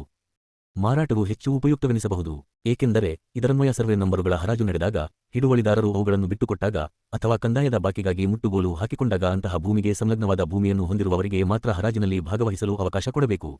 ಈ ಮನರಚನೆಯ ಪ್ರಕ್ರಿಯೆಗೆ ಹೆಚ್ಚು ಸಹಾಯವಾಗುವಂತೆ ಪೂರ್ವ ಖರೀದಿಯ ಹಕ್ಕನ್ನು ತಮ್ಮ ಭೂಮಿಯನ್ನು ಮಾರಬಯಸುವ ರೈತರ ನೆರೆಹೊರೆಯ ಭೂಮಿಯವರಿಗೆ ನೀಡುವುದು ಒಳ್ಳೆಯದು. ಈ ವಿಧಾನಗಳು ಅತಿ ಚಿಕ್ಕ ಪ್ರಮಾಣದಲ್ಲಿ ಅಪೇಕ್ಷಿತ ಫಲ ನೀಡಬಲ್ಲವೆಂಬುದನ್ನು ನಾವು ಒಪ್ಪಿಕೊಳ್ಳಲೇಬೇಕು. ಭೂಮಿಯ ವಿಚ್ಛಿದ್ರತೆಯ ಅನಿಷ್ಟಗಳು ಅತ್ಯಂತ ಹೆಚ್ಚಿನ ಪ್ರಮಾಣದಲ್ಲಿದ್ದು ಅವುಗಳನ್ನು ಎದುರಿಸಲು ಕ್ರೋಢೀಕರಣದ ವ್ಯಾಪಕ ಯೋಜನೆ ಅವಶ್ಯ. ಆದ್ದರಿಂದ ಗ್ರಾಮದ ಭೂಮಿಯಲ್ಲಿ ಅರ್ಧಕ್ಕಿಂತಲೂ ಹೆಚ್ಚು ಭೂಮಿಯಲ್ಲಿ ವ್ಯವಹರಿಸುವ 2/3 ಖಾತೆದಾರರು ಸರ್ಕಾರಕ್ಕೆ ಅರ್ಜಿ ಸಲ್ಲಿಸಿದಲ್ಲಿ ಸರ್ಕಾರವು ಕಡ್ಡಾಯವಾಗಿ ಆ ಗ್ರಾಮದ ಚದುರಿ ಹೋಗಿರುವ ಭೂಮಿಗಳನ್ನು ಮನಃ ಒಂದುಗೂಡಿಸುವ ಕಾರ್ಯವನ್ನು ಕೈಗೊಳ್ಳಬೇಕೆಂದು ವಾದಿಸಲಾಗಿದೆ. ಈ ಕಡ್ಡಾಯವಾಗಿ ಮನಃ ಒಂದುಗೂಡಿಸುವಿಕೆಯ ಕಾರ್ಯವನ್ನು 2 ತತ್ವಗಳ ಮೇಲೆ ಕಾರ್ಯಗತಗೊಳಿಸಬೇಕು. 1. ಆರ್ಥಿಕವಾಗಿ ಲಾಭದಾಯಕ ಘಟಕ ಮತ್ತು 2. ಮೂಲಸ್ವಾಮ್ಯ ಅಥವಾ ಒಡೆತನ ದ ಆಧಾರದ ಮೇಲೆ ಈ 2 ಕೃತ್ಯಗಳ ಶ್ರೇಷ್ಠತೆಯನ್ನು ಕುರಿತು ಬರೋಡ ಸಮಿತಿ ಈ ರೀತಿ ಹೇಳಿದ. ಪ್ರತಿಯೊಂದು ಹಿಡುವಳಿಯ ಬೆಲೆಯನ್ನು ಮೊದಲು ಗೊತ್ತುಮಾಡಿಕೊಂಡ ನಂತರ ಮೊದಲಿನ ಮೇರೆ ಅಥವಾ ಬದುವುಗಳನ್ನು ತೆಗೆದುಹಾಕಲಾಗುತ್ತದೆ. ರಸ್ತೆಗಳನ್ನು ಗುರುತಿಸಿ ಸಾರ್ವಜನಿಕ ಉಪಯೋಗಕ್ಕೆ ಬೇಕಾದ ಭೂಮಿಯನ್ನು ತೆಗೆದಿಡಬೇಕಾಗುತ್ತದೆ. ಉಳಿದ ಭೂಮಿಯನ್ನು ಹೊಸ ಭಾಗಗಳನ್ನಾಗಿ ರಚಿಸಲಾಗುವುದು. ಹೀಗೆ ಹೊಸ ಭಾಗಗಳನ್ನು ರಚಿಸುವಾಗ ಸ್ಥಳೀಯ ಮಣ್ಣು, ವ್ಯವಸಾಯ ಮುಂತಾದ ಅಂಶಗಳನ್ನು ಗಮನದಲ್ಲಿಟ್ಟುಕೊಂಡು ಒಂದು ಕುಟುಂಬಕ್ಕೆ ಪೂರ್ಣ ಕೆಲಸ ನೀಡಿ ಅದರ ಜೀವನಕ್ಕೆ ಸಾಕಷ್ಟು ಉತ್ಪನ್ನ ನೀಡುವಂತೆ ಅವುಗಳ ಗಾತ್ರವನ್ನು ನಿರ್ಧರಿಸಬೇಕು. ಈ ಹೊಸ ತುಂಡು ಭೂಮಿಗಳನ್ನು ಹಿಂದಿನ ಅನುಭವದಾರರಿಗೆ ಹರಾಜಿನ ಮೂಲಕ ಮಾರಬಹುದು. ಸಾಗುವಳಿದಾರರನ್ನು ಬಹುಸಂಖ್ಯೆಯಲ್ಲಿ ಅವರ ಭೂಮಿಗಳಿಂದ ಹೊರಹಾಕುವುದನ್ನು ತಪ್ಪಿಸಲು ಭೂಖರೀದಿಯ ಮೇಲೆ ನಿರ್ಬಂಧಗಳನ್ನು ಹೇರಬಹುದು. ಹೀಗೆ ಬಂದ ಖರೀದಿ ಹಣವನ್ನು ಒಂದು ನಿಗದಿತ ಪ್ರಮಾಣದಲ್ಲಿ ಈ ತುಂಡು ಭೂಮಿಗಳ ಮೊದಲಿನ ಮಾಲೀಕರಲ್ಲಿ ವಿಭಜಿಸಬಹುದು. ಇದರಲ್ಲಿ ಒಂದು ಭಾಗವನ್ನು ಖರ್ಚಿಗಾಗಿ ಕಾದಿರಿಸಬೇಕು. ಇದಕ್ಕೆ ಸರ್ಕಾರವು ಒಂದು ಭಾಗವನ್ನು ನೀಡಬೇಕು. ಇನ್ನೊಂದು ವಿಧಾನವೆಂದರೆ ಗ್ರಾಮದ ಎಲ್ಲಾ ಭೂಮಿಯನ್ನು ಸ್ವಾಧೀನಪಡಿಸಿಕೊಂಡು ಅವುಗಳನ್ನು ಹೊಸ ಭಾಗಗಳಲ್ಲಿ ರಚಿಸಿ ನಗರಾಭಿವೃದ್ಧಿ ಮಂಡಳಿಗಳು ಅಥವಾ ಸರ್ಕಾರವು ನಗರಗಳಲ್ಲಿ ಹೊಸ ರಸ್ತೆಗಳನ್ನು ನಿರ್ಮಿಸುವಾಗ ಅಥವಾ ನಗರಗಳ ಬಡಾವಣೆಯನ್ನು ನಿರ್ಮಿಸುವಾಗ ಮಾಡುವಂತೆ ಈ ಹೊಸದಾಗಿ ರಚಿಸಿದ ಭೂಮಿಯನ್ನು ಹರಾಜಿನ ಮೂಲಕ ಮಾರಬಹುದು. ಆದರೆ ಕೃಷಿ ಭೂಮಿಯ ಸುಧಾರಣೆಗಾಗಿ ನಾವು ಈ ವಿಧಾನದ ಶಿಫಾರಸು ಮಾಡುವುದಿಲ್ಲ. ಇದು ಸಟ್ಟಾವ್ಯಾಪಾರಕ್ಕೆಡೆ ಮಾಡಬಹುದಾಗಿದ್ದು ಇದರಿಂದ ಸಿ ಪುಟ 38 ಆರ್ಥಿಕ ಸಮಸ್ಯೆಗಳು ಮಧ್ಯರಾತ್ರಿ 3:52 ಅನೇಕ ಸಣ್ಣ ಹಿಡುವಳಿದಾರರಿಗೆ ತೊಂದರೆಯುಂಟು ಮಾಡುವಷ್ಟು ಸಂಖ್ಯೆಯಲ್ಲಿ ಅವರನ್ನು ಭೂಮಿಯಿಂದ ಹೊರತಳ್ಳುವ ಸಾಧ್ಯತೆ ಇದೆ. ಎರಡನೆಯ ವಿಧಾನದ ಪ್ರಕಾರ ಭೂಮಿಯನ್ನು ಪುನಃ ಒಂದುಗೂಡಿಸಲು ನಿರ್ಧರಿಸಿದಾಗ ಖಾತೆದಾರರ ಮತ್ತು ಅವರ ಹಿಡುವಳಿಗಳ ಪಟ್ಟಿಯನ್ನು ಮಾಡಲಾಗುವುದು ಮತ್ತು ಪಂಚರು ಅವುಗಳ ಮಾರುಕಟ್ಟೆಯ ಬೆಲೆಯನ್ನು ನಿರ್ಧರಿಸುವರು. ನಂತರ ಪ್ರತಿಯೊಬ್ಬ ಖಾತೆದಾರನಿಗೂ ಅವರ ಮುಂಚಿನ ಹಿಡುವಳಿಯ ಪ್ರಮಾಣಕ್ಕನುಗುಣವಾಗಿ ಮತ್ತು ಸಾಧ್ಯವಾದ ಮಟ್ಟಿಗೆ ಅದೇ ಬೆಲೆಯ ಹೊಸ ಭೂಮಿಯನ್ನು ನೀಡಲಾಗುವುದು. ಬೆಲೆಯಲ್ಲಿನ ವ್ಯತ್ಯಾಸದ ಹಣವನ್ನು ನಗದು ರೂಪದಲ್ಲಿ ಕೊಡುವ ಮೂಲಕ ಹೊಂದಾಣಿಕೆ ಮಾಡಲಾಗುವುದು. ಈ ವಿಧಾನದಲ್ಲಿ ಯಾವ ಖಾತೆದಾರನಿಗೂ ಭೂಮಿಯನ್ನು ತಪ್ಪಿಸಿದಂತಾಗುವುದಿಲ್ಲ. ಪ್ರತಿಯೊಬ್ಬನಿಗೂ ಅವಕಾಶ ಮಾಡಿಕೊಟ್ಟು ಮೊದಲಿನ ಚಿಕ್ಕ ಮತ್ತು ಚದುರಿ ಹೋಗಿದ್ದ ಭೂಮಿಯ ಬದಲು ಅವೆಲ್ಲವುಗಳ ಒಟ್ಟು ಗಾತ್ರದ ಒಂದೇ ತುಂಡು ಭೂಮಿಯನ್ನು ಪಡೆಯುತ್ತಾನೆ. ಅತಿ ಚಿಕ್ಕ ಹಿಡುವಳಿದಾರರು ರೈತರಾಗಿ ಮುಂದುವರಿಯಲು ಅಶಕ್ತರಾಗಿರುವಂತಹವರು ಮಾತ್ರ ತಮ್ಮ ಸಣ್ಣ ತುಂಡು ಭೂಮಿಯನ್ನು ಕಳೆದುಕೊಳ್ಳಬಹುದು. ಆದರೆ ಅವರು ತಮ್ಮ ಭೂಮಿಯ ಪೂರ್ಣ ಬೆಲೆಯನ್ನು ಹಣದ ರೂಪದಲ್ಲಿ ಪಡೆಯುವುದರಿಂದ ಅವರಿಗೂ ಅನುಕೂಲವಾಗುವುದು. ಬರೋಡಾ ಸಮಿತಿಯ ಎರಡನೆಯ ವಿಧಾನವನ್ನೇ ಆರಿಸಿಕೊಳ್ಳಲು ಕಾರಣವೇನೆಂದರೆ ಅದು ಯಾರನ್ನೂ ಬಹುಶಃ ಅತಿ ಕಡಿಮೆ ಗಾತ್ರದ ಹಿಡುವಳಿದಾರರ ಹೊರತು ಭೂಮಿಯಿಂದ ಹೊರಹಾಕಬಾರದೆಂಬ ತತ್ವವನ್ನು ತಮ್ಮ ಮೂಲ ಪ್ರಾರಂಭಿಕ ಆಧಾರವನ್ನಾಗಿಟ್ಟುಕೊಂಡಿದೆ. ಅತಿ ಚಿಕ್ಕ ವ್ಯಕ್ತಿಗೂ ತನ್ನ ಸ್ಥಿತಿಯನ್ನು ಸುಧಾರಿಸಿಕೊಳ್ಳುವ ಅವಕಾಶ ನೀಡುತ್ತದೆ. ಪ್ರತಿ ಭೂ ಹಿಡುವಳಿದಾರನು ತನ್ನ ಹಳೆಯ ಸಣ್ಣ ಚದುರಿದ ಭೂಮಿಯ ಬೆಲೆಯ ಪ್ರಮಾಣಕ್ಕನುಗುಣವಾಗಿ ಹೊಸ ಅಚ್ಚುಕಟ್ಟಾದ ಭೂಮಿಯನ್ನು ಪಡೆಯುವನು. ಈ ರೀತಿಯಲ್ಲಿ ಹಿಂದಿನ ಉಪವಿಭಾಗಗಳು ಮತ್ತು ಅವುಗಳ ಅನಿಷ್ಟಗಳು ಇಲ್ಲದಾಗುವು. ಕ್ರೋಢೀಕರಣದ ವಿಷಯದಲ್ಲಿ ಪ್ರೊಫೆಸರ್ ಎಸ್. ಜವಾನ್ಸ್ರವರು ಹೀಗೆ ಹೇಳಿದ್ದಾರೆ. ಮೇಲೆ ವಿವರಿಸಿದೆ. ಗ್ರಾಮಗಳ ಪುನರ್ರಚನೆ ಮಾಡುವ ವಿಧಾನದ ಆಯ್ಕೆಯ ಮಾರ್ಗದರ್ಶಿ ಸೂತ್ರಗಳು ಈ ಮುಂದೆ ಹೇಳಿದಂತಿರಬೇಕು. ಮೊದಲನೆಯದಾಗಿ, ಸಾಧ್ಯವಾದ ಮಟ್ಟಿಗೆ ಒತ್ತಾಯ ಅಥವಾ ಕಡ್ಡಾಯವನ್ನು ತಪ್ಪಿಸಬೇಕು ಮತ್ತು ಆಯಾ ಕ್ಷೇತ್ರದ ಅರ್ಧಕ್ಕಿಂತಲೂ ಹೆಚ್ಚು ಮಾಲೀಕರು ಬಯಸದಿದ್ದರೆ ಯಾವುದೇ ಬದಲಾವಣೆಯನ್ನು ಕಡ್ಡಾಯವಾಗಿ ಹೇರಬಾರದೆಂಬ ತತ್ವವನ್ನು ಅನುಸರಿಸಬೇಕು. ಯಾವುದೇ ಕ್ಷೇತ್ರದಲ್ಲಿ ಈ ಷರತ್ತು ಒಪ್ಪಿಗೆಯಾಗದ ಪಕ್ಷದಲ್ಲಿ ಸರ್ಕಾರದ ಉಸ್ತುವಾರಿ ಉಳಿದ ಅಲ್ಪಸಂಖ್ಯಾತರನ್ನು ಹಿಡುವಳಿಗಳ ಮರು ಹಂಚಿಕೆಗೆ ಕಾನೂನು ಮಾರ್ಗವನ್ನನುಸರಿಸಿಯಾದರೂ ಒತ್ತಾಯ ಮಾಡುವುದು ಸೂಕ್ತವೆನಿಸುವುದಾ? ಎರಡನೆಯದಾಗಿ, ಈ ಕಾರ್ಯಾಚರಣೆಯ ಖರ್ಚು ಆದಷ್ಟು ಕಡಿಮೆ ಇರಬೇಕು. ಮೂರನೆಯದಾಗಿ, ಕೆಲವು ವರ್ಷಗಳಲ್ಲಿ ಬೇರೆ ಬೇರೆ ಕಡೆ ಪುನರ್ರಚನೆಯಲ್ಲಿ ಸಾಧ್ಯವಾದಷ್ಟು ಮಾರ್ಪಾಟು ಮಾಡುವ ಅವಕಾಶವಿರುವಂತೆ ನೋಡಿಕೊಳ್ಳಬೇಕು. ಏಕೆಂದರೆ ಈ ಇಡೀ ಕಾರ್ಯಾಚರಣೆ ಪ್ರಾಯೋಗಿಕ ಹಂತದಲ್ಲಿದ್ದು ವಿವಿಧ ವಿಧಾನಗಳ ಪ್ರಯೋಗದ ನಂತರ ಕೊನೆಗೆ 7ಸಿ ಪುಟ 5 ಬಾಬಾಸಾಹೇಬ್ ಅಂಬೇಡ್ಕರ್ ಅವರ ಬರೆಹಗಳು ಭಾಷಣಗಳು ಸಂಪುಟ -1 ಶಾಶ್ವತ ನಿಯಮಗಳನ್ನು ಆಯ್ಕೆ ಮಾಡಲು ಸಾಧ್ಯವಾಗುವುದು. ನಾಲ್ಕನೆಯದಾಗಿ, ಪುನರ್ರಚಿತವಾದ ಗ್ರಾಮಗಳಲ್ಲಿ ಪ್ರಸ್ತುತ ಗೇಣಿ ಕಾನೂನಿನಲ್ಲಿ ಗಣನೀಯ ಬದಲಾವಣೆಯ ಅವಶ್ಯಕತೆಯ ಸಾಧ್ಯತೆಯನ್ನು ಎದುರಿಸಬೇಕಾಗುತ್ತದೆ. ಪರಿಪೂರ್ಣತೆಯ ಕಾರಣದಿಂದ ನಾನು ಇನ್ನೊಂದು 5ನೆಯ ತತ್ವ ಮತ್ತು ನಿಸ್ಸಂಶಯವಾದ ಷರತ್ತನ್ನು ಸೇರಬಯಸುತ್ತೇನೆ. ಅದೇನೆಂದರೆ ಭೂಮಿಯ ಮರು ಹಂಚಿಕೆಯನ್ನು ಸಾಧ್ಯವಾದಷ್ಟು ಅತ್ಯಂತ ನೀತಿ ಸಮ್ಮತವಾದ ಆಧಾರದ ಮೇಲೆ ಮಾಡಬೇಕು ಮತ್ತು ಮುಂಚಿನ ಉಳುಮೆಯ ಮಾಲೀಕತ್ವದಿಂದ ಯಾರನ್ನಾದರೂ ತಪ್ಪಿಸಲಾಗಿದ್ದರೆ ಅವರಿಗೆ ಧಾರಾಳವಾದ ಪರಿಹಾರ ನೀಡಬೇಕು. ಹಿಡುವಳಿಗಳನ್ನು ಕಡ್ಡಾಯವಾಗಿ ಕ್ರೋಢೀಕರಿಸುವ ವಿಧಾನದ ಬಗ್ಗೆ ಪ್ರೊಫೆಸರ್ ಜವಾನ್ಸ್ ಮತ್ತು ಬರೋಡಾ ಸಮಿತಿ ಕೂಡ ಕ್ರೋಢೀಕರಣ ಕೋರಿ ಬಂದ ಅರ್ಜಿಗಳ ವಿಚಾರಣೆ ಮಾಡಿ ಅದನ್ನು ಕಾರ್ಯಗತಗೊಳಿಸಲು ಮತ್ತು ಯಾವುದೇ ವ್ಯಕ್ತಿಗೆ ಈ ವಿಚಾರಣೆಯಲ್ಲಿ ತನಗೆ ಅನ್ಯಾಯವಾಗಿದೆ ಎಂದು ಅನಿಸಿದರೆ ಅದಕ್ಕೆ ತಡೆಯಾಜ್ಞೆ ನೀಡುವಂತೆ ನ್ಯಾಯಾಲಯಕ್ಕೆ ಅರ್ಜಿ ಮಾಡುವ ಹಕ್ಕಿನೊಂದಿಗೆ ಕಮಿಷನರುಗಳನ್ನು ನೇಮಿಸಬೇಕೆಂಬ ಸೂಚನೆ ಮಾಡಿದ್ದಾರೆ. ಹೀಗೆ ಕ್ರೋಢೀಕೃತವಾದ ಹಿಡುವಳಿಯನ್ನು ಉಳಿಸಿಕೊಂಡು ಹೋಗುವ ಸಮಸ್ಯೆಗೆ ಶಾಸಕನ ರಕ್ಷಣೆಯ ಅವಶ್ಯಕತೆ ಇದೆ. ಹಿಂದೂಗಳು ಮತ್ತು ಮುಸಲ್ಮಾನರುಗಳಲ್ಲಿ ಆಚರಣೆಯಲ್ಲಿರುವ ಉತ್ತರಾಧಿಕಾರದ ಕಾನೂನು ಭೂಮಿಯ ಉಪವಿಭಜನೆಗೆ ಕಾರಣವಾಗಿದೆ ಎಂಬುದನ್ನು ಅನೇಕರು ಯಾವುದೇ ಪ್ರಶ್ನೆ ಮಾಡದೆ ಒಪ್ಪುತ್ತಾರೆ. ಒಬ್ಬ ಹಿಂದೂ ಅಥವಾ ಮಹಮ್ಮದಿಯನ ಮರಣದ ನಂತರ ಅವರ ವಾರಸುದಾರರು ಯಾವುದೇ ಅಡ್ಡಿ ಆತಂಕವಿಲ್ಲದೆ ಮರಣ ಹೊಂದಿದವರ ಆಸ್ತಿಯ ಸಮಪಾಲಿಗೆ ಹಕ್ಕುದಾರರಾಗುತ್ತಾರೆ. ಇಂತಹ ಉತ್ತರಾಧಿಕಾರದ ಕಾನೂನು ಇರುವಾಗ ಕ್ರೋಢೀಕರಿಸಲಾದ ಹಿಡುವಳಿ ಬಹುಕಾಲ ಅದೇ ಸ್ಥಿತಿಯಲ್ಲಿ ಉಳಿಯಲಾರದು. ಕ್ರೋಢೀಕರಣದ ನಂತರವೂ ಉತ್ತರಾಧಿಕಾರದ ಕಾನೂನಿನಲ್ಲಿ ಬದಲಾವಣೆಯಾಗದೆ ಹೋದರೆ ಅದು ಮನಃ ಸೈಸಿಫಸನ ಕೆಲಸದಂತೆಯೇ ಆಗುತ್ತದೆ. ಆದರೆ ಅಸ್ತಿತ್ವದಲ್ಲಿರುವ ಉತ್ತರಾಧಿಕಾರದ ಕಾನೂನನ್ನು ಬದಲಾಯಿಸುವುದು ಹೇಗೆ? ಸಮನಾದ ಉಪವಿಭಜನೆಯ ಕಾನೂನು ಅಲ್ಲದಿದ್ದರೂ ನಾವು ಜ್ಯೇಷ್ಠಾಧಿಕಾರದ ವಾರಸು ಕಾನೂನನ್ನಾದರೂ ಇಟ್ಟುಕೊಳ್ಳಬಹುದೇ? ಈ ವಿಷಯದಲ್ಲಿ ಬರೋಡಾ ಸಮಿತಿಯ ಆಲೋಚನೆ ಏನೆಂದರೆ 8 ದ ಕನ್ಸಾಲಿಡೇಷನ್ ಆಫ್ ಆಗಿರಲ್ವರಲ್ holding in the United Provinces 1918 ಪುಟಗಳು 45ರಿಂದ 46 ಈ ಗ್ರಂಥದ ಪ್ರತಿಯನ್ನು ಒದಗಿಸಿದ್ದಕ್ಕಾಗಿ ಈ ಲೇಖಕರು ಪ್ರೊ. ಜವಾನ್ಸ್ ಅವರಿಗೆ ಋಣಿಯಾಗಿದ್ದಾರೆ. 9 ಈ ಎರಡು ವಿಧಾನಗಳಲ್ಲದೆ ಇನ್ನೊಂದು ಮೂರನೆಯ ವಿಧಾನವೂ ಇದೆ. ಒಬ್ಬ ತಂದೆಗೆ ಅವನು ತನ್ನ ವಾರಸುದಾರನಿಗೆ ಅವನ ಉಪಜೀವನಕ್ಕೆ ಅವಶ್ಯವೆನಿಸುವಷ್ಟು ಪಾರ್ಸಲೆಟಿಮಾ ಎಂದು ಹೇಳಲಾದ ಆಸ್ತಿಯನ್ನು ಕೊಟ್ಟು ಆಸ್ತಿಯ ಉಳಿದ ಭಾಗವನ್ನು ತನ್ನ ಇಚ್ಛಾ ಪ್ರಕಾರ ತೀರ್ಮಾನಿಸುವ ಸ್ವಾತಂತ್ರ್ಯವನ್ನು ನೀಡುವುದು ಅದಾಗಿದೆ. ಇದರನ್ವಯ ಜರ್ಮನರು ಅರೆನ್ಸನ್ರೆಕ್ಟ್ ಎಂಬ ಅವಕಾಶ ನೀಡುವ ಶಾಸನವನ್ನು ಅನವಶ್ಯಕವಾಗಿ ಭೂಮಿಯನ್ನು ತುಂಡರಿಸುವಂತಹ ಉತ್ತರಾಧಿಕಾರದ ಕಾನೂನುಗಳ ದುಷ್ಪರಿಣಾಮ ನಿವಾರಿಸಲು ಮಾಡಿದ್ದಾರೆ. ಇದು ಕೆಲವು ಅಂಶಗಳಲ್ಲಿ ಬರೋಡಾ ಸಮಿತಿಯ ಸೂಚನೆಗಳನ್ನು ಮತ್ತು ಇನ್ನು ಕೆಲವು ಅಂಶಗಳಲ್ಲಿ ಆನರಬಲ್ ಮಿಸ್ಟರ್ ಕೀಟಿಂಗ್ಸ್ ಅವರ ಸಲಹೆಗಳನ್ನು ಮುಂಭಾವಿಸಿದೆ. ಅದರ ವಿವರಣೆಗಾಗಿ ಪ್ರೊಫೆಸರ್ ಎಸ್.ಜಿ. ಪಿಯರನ್ ಅವರ ಪ್ರಿನ್ಸಿಪಲ್ಸ್ ಆಫ್ ಎಕನಾಮಿಕ್ಸ್ ಪಟಗಳು 286ರಿಂದ 90 ನೋಡಿ. ಆರ್ಥಿಕ ಸಮಸ್ಯೆಗಳು ಅದನ್ನು ಆಚರಣೆಗೆ ತರಬೇಕೆಂಬ ಅವಶ್ಯಕತೆ ಇಲ್ಲ. ಒಳ್ಳೆಯ ಕೃಷಿ ದೃಷ್ಟಿಯಿಂದ ನಿಗದಿಪಡಿಸಲಾದ ಮಿತಿಗಿಂತ ಪ್ರಮಾಣದಲ್ಲಿ ಉಪವಿಭಾಗಗಳನ್ನಾಗಿ ಒಡೆಯದಿರುವುದೇ ಈಗಿನ ಅವಶ್ಯಕತೆ. ಭೂಮಿಯ ಉಪವಿಭಜನೆಗೆ ನಿಗದಿಪಡಿಸಲಾದ ಗಾತ್ರಕ್ಕಿಂತ ಕಡಿಮೆಯಾಗದ ರೀತಿಯಲ್ಲಿ ಒಂದು ಹಿಡುವಳಿಯನ್ನು ವಿಭಜಿಸಲು ಅಡ್ಡಿಯಿಲ್ಲ. ಆದರೆ ಈ ಉಪವಿಭಜನೆಯಿಂದ ಹಿಡುವಳಿಯು ಲಾಭದಾಯಕವಾಗದಂತೆ ಆಗುವುದಾದಾಗ ಕುಟುಂಬದ ಇತರ ಸದಸ್ಯರು ಆ ಹಿಡುವಳಿಯನ್ನು ಮನಃ ಉಪವಿಭಜನೆ ಮಾಡಲು ಒತ್ತಾಯಿಸದಂತೆ ತಡೆಯಬೇಕು. ಅದನ್ನು ಪುನಃ ವಿಭಜಿಸುವುದರ ಬದಲು ಅದರಲ್ಲಿ ಎಲ್ಲರೂ ಕೂಡಿ ವ್ಯವಸಾಯ ಮಾಡುವಂತೆ ಅಥವಾ ಅದನ್ನು ಕುಟುಂಬದ ಒಬ್ಬನಿಗೆ ಇಡಿಯಾಗಿ ಕೊಡಬೇಕು ಮತ್ತು ಅವನು ಕುಟುಂಬದ ಇತರ ಸದಸ್ಯರ ಅವರವರ ಪಾಲಿನ ಭೂಮಿಯ ಬೆಲೆಗೆ ಸಮನಾದ ಮೊತ್ತವನ್ನು ಪರಿಹಾರವಾಗಿ ನೀಡಬೇಕು. 10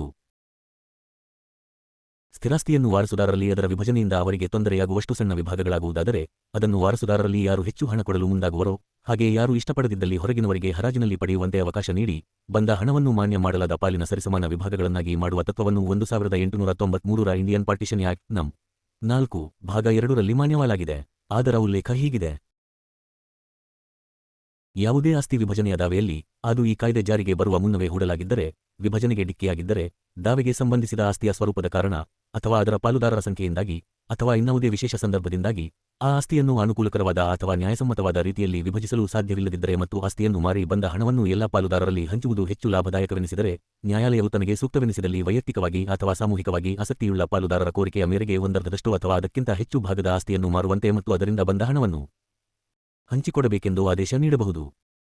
ಉತ್ತರಾಧಿಕಾರದ ಕಾನೂನನ್ನು ಬದಲಾಯಿಸುವ ಯುಕ್ತತೆಯನ್ನು ಒಪ್ಪಿಕೊಂಡರೆ, ಮೊದಲೇ ಗೊತ್ತಾದ ಲಾಭದಾಯಕ ಘಟಕಕ್ಕಿಂತ ಕಡಿಮೆ ಗಾತ್ರಕ್ಕೆ ಇಳಿಸುವುದಾದರೆ ವಿಭಜನೆಯನ್ನು ನಿರಾಕರಿಸುವ ಅಧಿಕಾರವನ್ನು ನ್ಯಾಯಾಲಯಗಳಿಗೆ ನೀಡುವಂತೆ ಸಿವಿಲ್ ಪ್ರೊಸೀಜರ್ ಕೋಡ್ಗೆ ತಿದ್ದುಪಡಿ ಮಾಡಬೇಕಾಗುತ್ತದೆ. ಈ ಸಮಸ್ಯೆಯನ್ನು ನಿವಾರಿಸಲು ಮುಂಬೈ ಪ್ರಾಂತ್ಯದ ಕೃಷಿ ನಿರ್ದೇಶಕರಾಗಿದ್ದ ಅನಬರಲ್ ಮಿಸ್ಟರ್ ಜೆ. ಎಫ್. ಕೀಟಿಂಗ್ ಅವರು ಪ್ರತಿಪಾದಿಸಿದ ಇನ್ನೊಂದು ವಿಧಾನವಿದೆ. ಅವರ ಕರಡು ಮಸೂದೆಗೆ ಲಗತ್ತಿಸಿದ ಧ್ಯೇಯಗಳು ಮತ್ತು ಕಾರಣಗಳ ಹೇಳಿಕೆಯಲ್ಲಿ ಅವರು ಹೀಗೆ ಹೇಳಿದ್ದಾರೆ: 10 ಆರ್. ಬಿ. ಸಿ. ಪುಟ 26 ಡಾ. ಬಾಬಾಸಾಹೇಬ್ ಅಂಬೇಡ್ಕರ್ ಅವರ ಬರೆಹಗಳು ಭಾಷಣಗಳು ಸಂಪುಟ -1 4. ಈ ಮಸೂದೆಯ ಉದ್ದೇಶ ಭೂಮಾಲೀಕರು ಬಯಸಿದಲ್ಲಿ ತಮ್ಮ ಭೂಮಿಗಳನ್ನು ಪುನಃ ವಿಭಜಿಸದಂತೆ ತಡೆಯುವುದು ಮತ್ತು ಬೇರೆ ರೀತಿಯಲ್ಲಿ ಸಾಧ್ಯವಿದ್ದರೆ ತಮ್ಮ ಹಿಡುವಳಿಗಳ ಶಾಶ್ವತ ಕ್ರೋಢೀಕರಣವನ್ನು ಮಾಡುವುದು ಮತ್ತು ಹಿಡುವಳಿಯಲ್ಲಿರದ ಭೂಮಿಗಳ ವಿಷಯದಲ್ಲಿಯೂ ಇದೇ ಫಲಿತಾಂಶವನ್ನು ಪಡೆಯುವಂತೆ ಸರ್ಕಾರಕ್ಕೆ ಸಾಧ್ಯವಾಗುವಂತೆ ಮಾಡುವುದೇ ಆಗಿದೆ. ಸೂಚಿತ ಕಾನೂನು ಅನುಕೂಲಕಾರಕ ಮಾತ್ರವಾಗಿದ್ದು, ಆಸಕ್ತಿ ಹೊಂದಿರುವ ಯಾವುದೇ ಹಿಡುವಳಿದಾರನು ಬಯಸಿದಲ್ಲಿ ಮಾತ್ರ ಇದನ್ನು ಅನ್ವಯಿಸಲಾಗುವುದು. ಜಿ.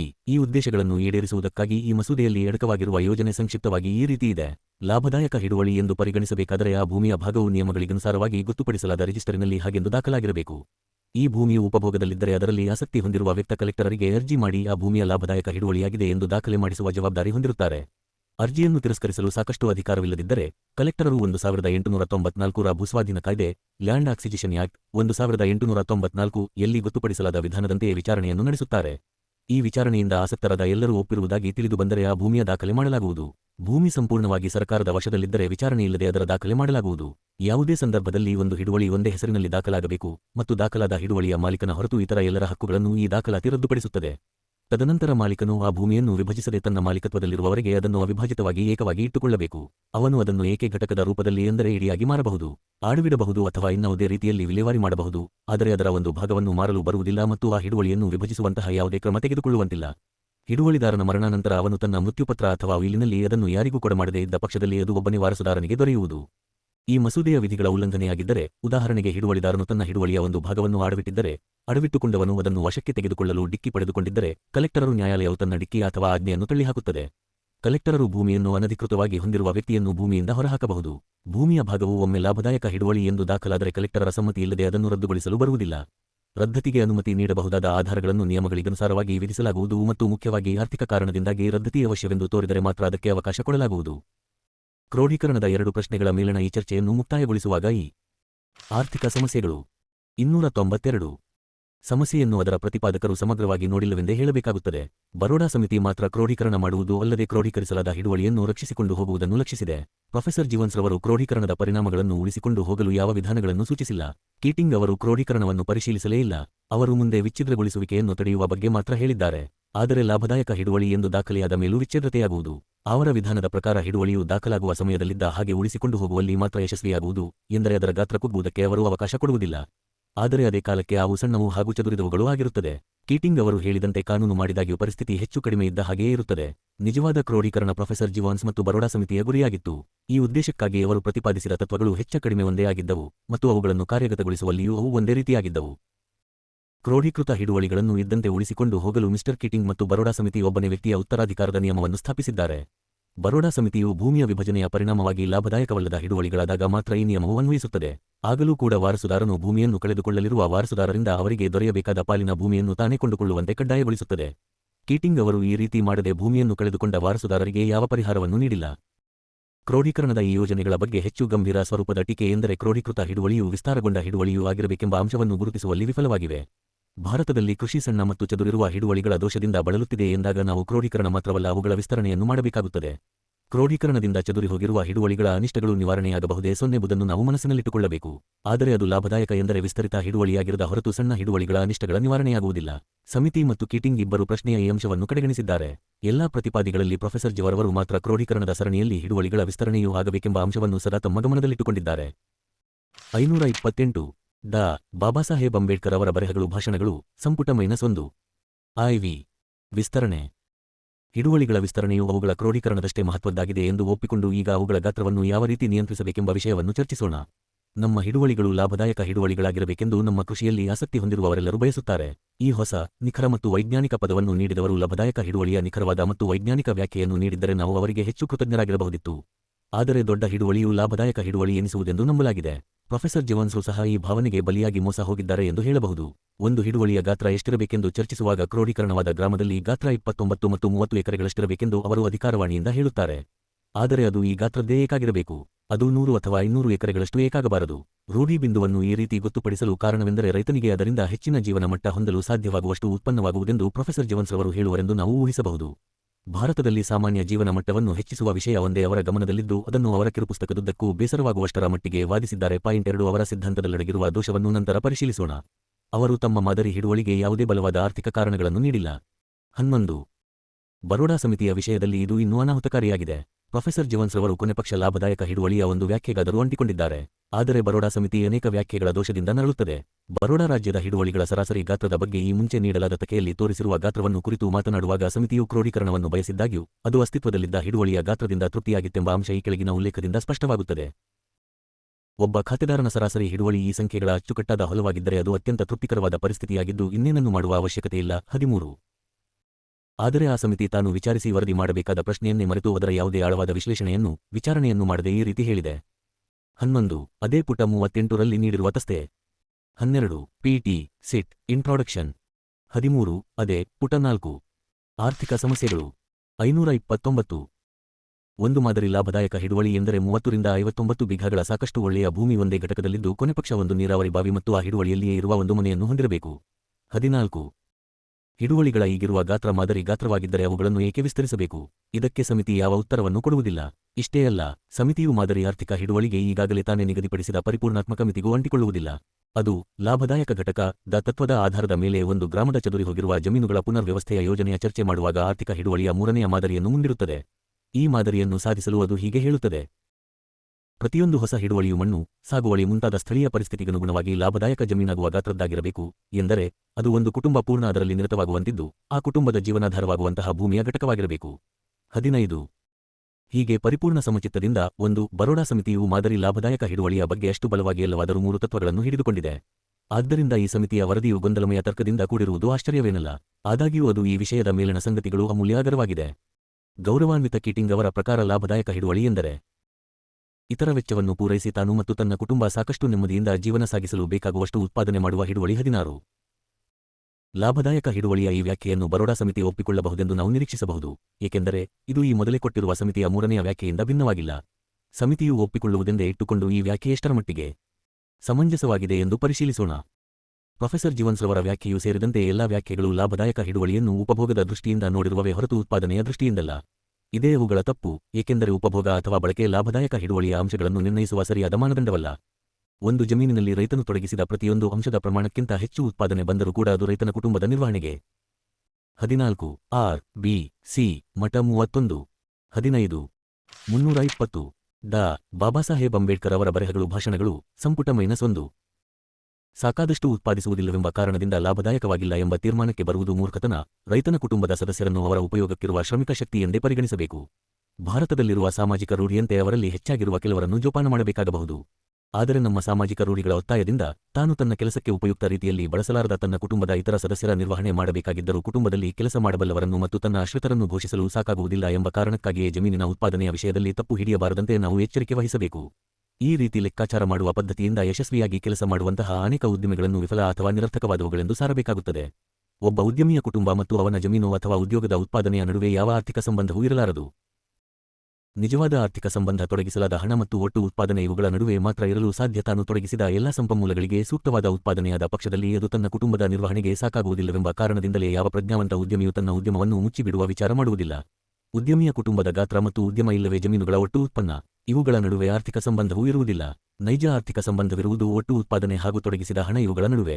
ಒಟ್ಟು ಉತ್ಪಾದನೆ ತೊಡಗಿಸಿದ ಹಣಕ್ಕೆ ಹೆಚ್ಚಾದರೆ ತಿಳುವಳಿಕೆಯುಳ್ಳ ಯಾವ ವ್ಯಕ್ತಿಯೂ ಅದನ್ನು ಮುಚ್ಚುವ ವಿಚಾರ ಮಾಡಲಾರ. ಇದು ಸ್ಪಷ್ಟವಿದೆ, ಏಕೆಂದರೆ ಉತ್ಪಾದನೆಯು ಉಪಭೋಗ ಅಥವಾ ಬಳಕೆಗಾಗಿದೆಯಾದರೂ ಅದು ಅದನ್ನು ಉತ್ಪಾದಿಸಲು ಯಾರು ಸಹಾಯಕರಾಗಿದ್ದಾರೋ ಅವರ ಬಳಕೆಗಾಗಿ ಮಾತ್ರ ಇದೆ. ಉತ್ಪಾದನೆ ಮತ್ತು ಹೂಡಲಾದ ಸಂಪನ್ಮೂಲಗಳ ನಡುವಣ ಸಂಬಂಧವೇ ನಿಜವಾದ ಆರ್ಥಿಕ ಸಂಬಂಧ ಎಂದು ಅರ್ಥವಾದರೆ ಯಾವುದೇ ಜಮೀನು ಉತ್ಪಾದನೆಯ ದೃಷ್ಟಿಯಿಂದ, ಉಪಭೋಗದ ದೃಷ್ಟಿಯಿಂದಲ್ಲ, ಲಾಭದಾಯಕವೆಂದು ನಾವು ಹೇಳಬಹುದು. ಉಪಭೋಗದ ಆಧಾರದ ಮೇಲೆ ನೀಡಲಾದ ಲಾಭದಾಯಕ ಹಿಡುವಳಿಯ ವ್ಯಾಖ್ಯೆ ಲಾಭದಾಯಕ ಹಿಡುವಳಿಯ ಅಪಾರ್ಥವೆನಿಸುವುದು, ಏಕೆಂದರೆ ಅಂತಹ ಹಿಡುವಳಿ ಉತ್ಪಾದನೆಯ ಉದ್ದಿಮೆಯಾಗಿದೆ. ಮುಂದುವರಿಯುವ ಮೊದಲು ಉತ್ಪಾದನೆಯ ದೃಷ್ಟಿಯಿಂದ ಲಾಭದಾಯಕ ಹಿಡುವಳಿಯ ಅರ್ಥವನ್ನು ತಿಳಿದುಕೊಳ್ಳಲು ಸಹಾಯಕವಾಗುವಂತಹ ಕೆಲವು ಮಾತುಗಳನ್ನು ಹೇಳುವ ಮೂಲಕ ನಮ್ಮ ದಾರಿಯನ್ನು ಸುಗಮಗೊಳಿಸಿಕೊಳ್ಳಬೇಕಾಗಿದೆ.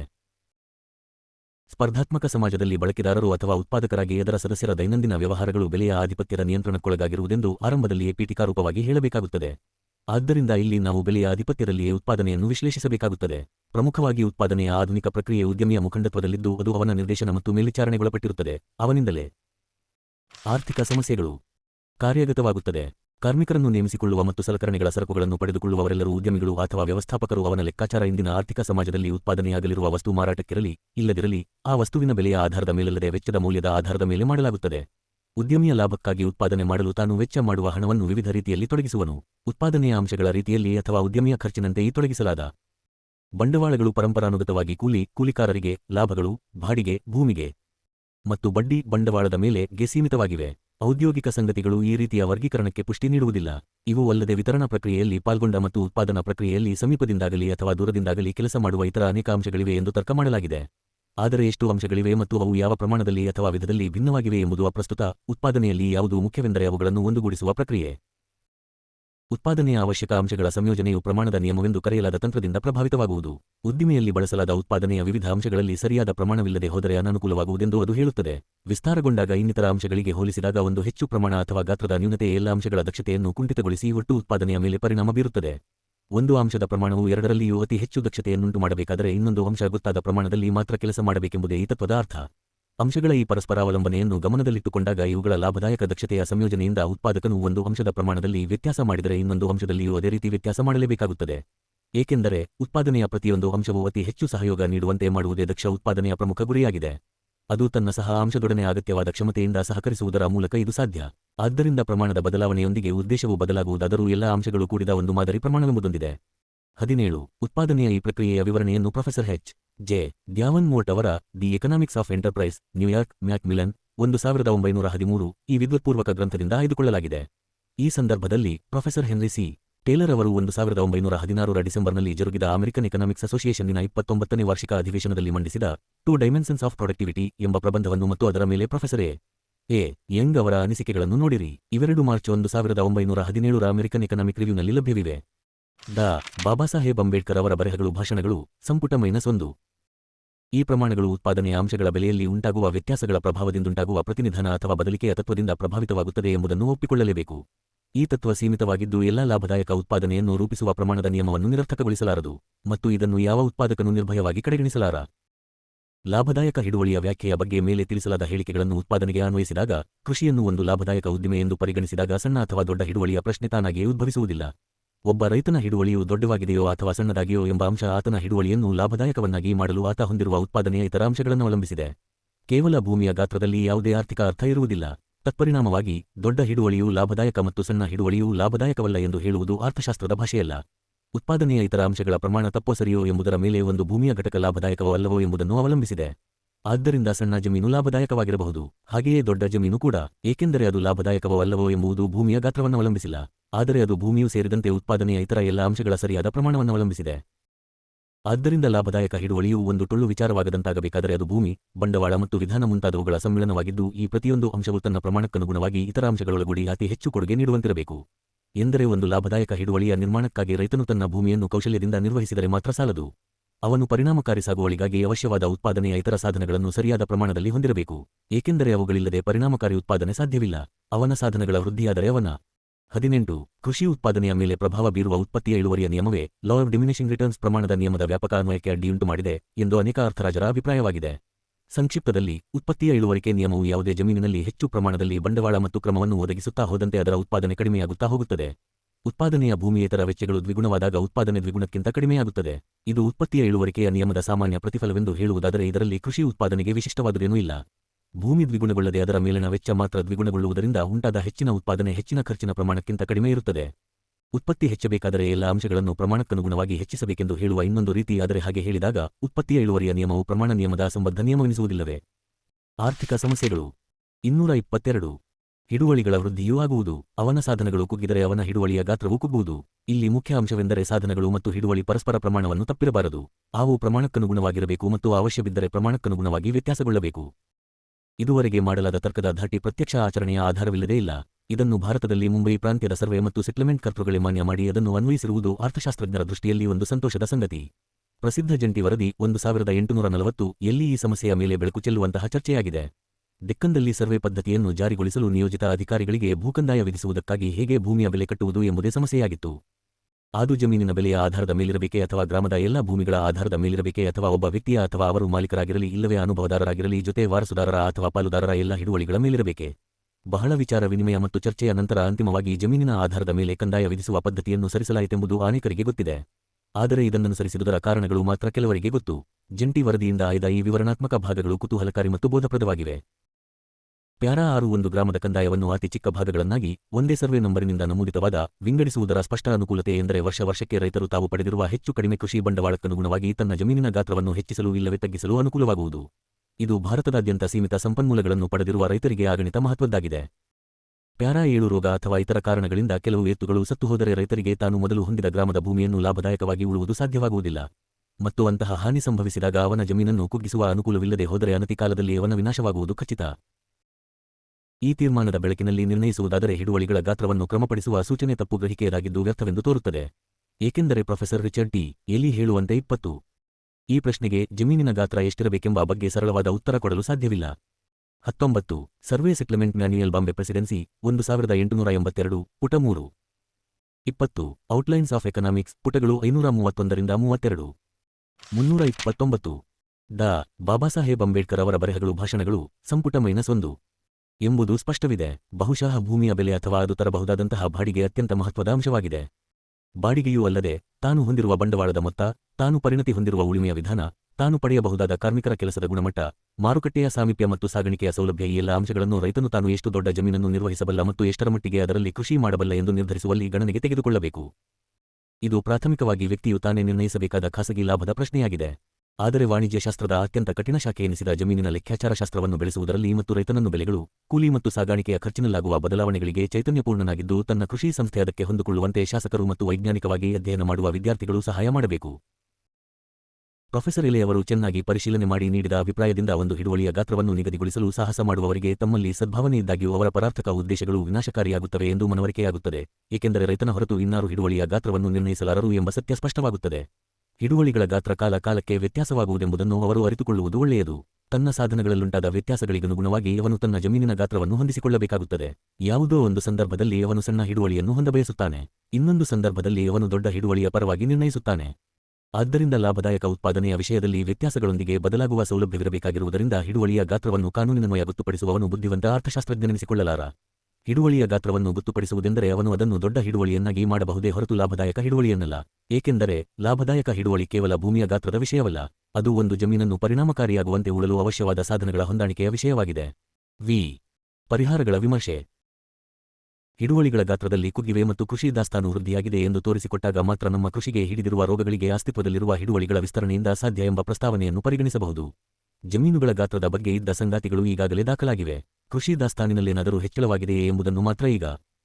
ಆರ್ಥಿಕ ಸಮಸ್ಯೆಗಳು ನೋಡಬೇಕಾಗಿದೆ. ಶ್ರೀಯುತ ಕೆ. ಎಲ್. ದತ್ತಾ ಅವರು ತಮ್ಮ ಸುದೀರ್ಘವಾದ ಸಮೀಕ್ಷೆಯಲ್ಲಿ ಹೇಳಿರುವಂತೆ -1 ನಕ್ಷತ್ರ ಚಿಹ್ನೆ 178 ಕೃಷಿ ಭೂಮಿಯನ್ನು ದಕ್ಷತೆಯಿಂದ ಸಾಗುವಳಿ ಮಾಡದ ಕಾರಣ ಕೃಷಿ ಉತ್ಪನ್ನದ ಸರಬರಾಜು ಇಳಿಮುಖವಾಗಿದೆ ಎಂದು ಬಹುತೇಕ ಭಾರತೀಯರು ನಂಬಿರುವಂತಿದೆ. ನೇಗಿಲು, ಎತ್ತುಗಳು ಮತ್ತು ಕೂಲಿಯ ಅಭಾವ ಮತ್ತು ದುಬಾರಿ ಬೆಲೆಯಿಂದಾಗಿ ಭೂಮಿಯನ್ನು ಮುಂಚಿನಷ್ಟು ಕಾಳಜಿಯಿಂದ ಮತ್ತು ದಕ್ಷತೆಯಿಂದ ಸಾಗುವಳಿ ಮಾಡಲಾಗುತ್ತಿಲ್ಲ ಎಂದು ಹೇಳಲಾಗಿದೆ. ಸಾಗುವಳಿಯ ಖರ್ಚಿನಲ್ಲಿ ಉಳಿತಾಯ ಮಾಡುವ ಉದ್ದೇಶದಿಂದ ಸಾಗುವಳಿದಾರರು ಮುಂಚೆ ಮಾಡಿದಷ್ಟು ಉಳುಮೆಯನ್ನು ಈಗ ಮಾಡುತ್ತಿಲ್ಲ ಮತ್ತು ಗೊಬ್ಬರ ಕೊಡುವುದು, ಕಳೆ ತೆಗೆಯುವುದು ಮತ್ತು ನೀರಾವರಿಗಾಗಿ ಬಾವಿಗಳನ್ನು ತೋಡುವುದು ಎಲ್ಲವನ್ನೂ ಈಗ ಕಡಿಮೆ ಮಾಡಲಾಗಿದೆ. 179 ನೇಗಿಲು ಎಳೆಯುವ ಎತ್ತುಗಳ ಅಥವಾ ದನಗಳ ಅಭಾವವನ್ನು ಕುರಿತು. ಬರಗಾಲದ ದುಃಖದಾಯಕ ಪರಿಣಾಮಗಳಿಗೆ ಅಂಕಿಅಂಶಗಳೇ ಸಾಕ್ಷಿಯಾಗಿವೆ. ಬರಗಾಲದ ಅನಿವಾರ್ಯ ಪರಿಣಾಮವೆಂದರೆ ದನಗಳ ಸಂಖ್ಯೆಯಲ್ಲಿ ಉಂಟಾಗುವ ಕೊರತೆ. ಈ ಕೊರತೆಯನ್ನು ಪರಿಸ್ಥಿತಿ ಸುಧಾರಿಸಿದರೆ ಮುಂದಿನ ಕೆಲ ವರ್ಷಗಳಲ್ಲಿ ಸರಿಪಡಿಸಿಕೊಳ್ಳಬಹುದಾಗಿದೆ. ಇತ್ತೀಚಿನ ವರ್ಷ 1908 ರಿಂದ 09 ದತಸ್ತೆಯಲ್ಲಿ ನಮೂದಿಸಲಾದ ದನಗಳ ಸಂಖ್ಯೆ ಕೆಲ ವಲಯಗಳಲ್ಲಿ ಎಂದರೆ ಅಸ್ಸಾಂ, ಬುಂದೇಲ್ಖಂಡ, ಆಗ್ರಾ ಪ್ರಾಂತ್ಯಗಳು, ಉತ್ತರ ಮತ್ತು ಪಶ್ಚಿಮ, ಗುಜರಾತ್, ಡೆಕ್ಕನ್ನ, ಬೀರರ್, ಉತ್ತರ ಮದ್ರಾಸ್ ಮತ್ತು ಪಶ್ಚಿಮ ಮದ್ರಾಸ್ಗಳಲ್ಲಿ ಮೊದಲಿದ್ದಕ್ಕಿಂತಲೂ 1893 ರಿಂದ 94 ಕಡಿಮೆಯಾಗಿದೆ. ಈ ಅಂಕಿ ಸಂಖ್ಯೆಗಳನ್ನೇ ಹೆಚ್ಚಾಗಿ ಅವಲಂಬಿಸಲು ಸಾಧ್ಯವಿಲ್ಲದಿದ್ದಾಗ್ಯೂ ಕೆಲವು ಪ್ರದೇಶಗಳಲ್ಲಿ ದನಗಳ ಅಭಾವವಿದೆ ಎಂದು ತೋರಿಸಲು ಉಪಯೋಗಿಸಬಹುದಾಗಿದೆ. ಬಂಡವಾಳದ ಸ್ಥಿತಿಯ ವಿಷಯವಾಗಿ ಮಿಸ್ಟರ್ ಎಲಿಯಟ್ ಜೇಮ್ಸ್ ರವರು ಹೀಗೆ ಹೇಳುತ್ತಾರೆ: ರೈತರು ಮಾದರಿ ಜಮೀನುಗಳಲ್ಲಿ ಪ್ರದರ್ಶಿಸಲಾದ ಒಳ್ಳೆಯ ಸಾಗುವಳಿ ಪದ್ಧತಿಯ ಫಲಿತಾಂಶಗಳನ್ನು ಉತ್ಸುಕತೆಯಿಂದ ನೋಡುತ್ತಾರೆ. ಶ್ರೇಷ್ಠ ದರ್ಜೆಯ ಸಾಗುವಳಿ ಮತ್ತು ಸರಿಯಾದ ಗೊಬ್ಬರದ ಬಳಕೆಯಿಂದ ಹೆಚ್ಚು ಬೆಳೆ ತೆಗೆಯಬಹುದೆಂದು ಅವರು ತಿಳಿದಿದ್ದರೂ ಅವರು ಮಾದರಿ ಜಮೀನಿನಲ್ಲಿ ಮಾಡಲಾದ ಪ್ರಯೋಗಗಳಿಂದ ಹೆಚ್ಚಿಗೆ ಪ್ರಯೋಜನ ಹೊಂದಲಾರರು.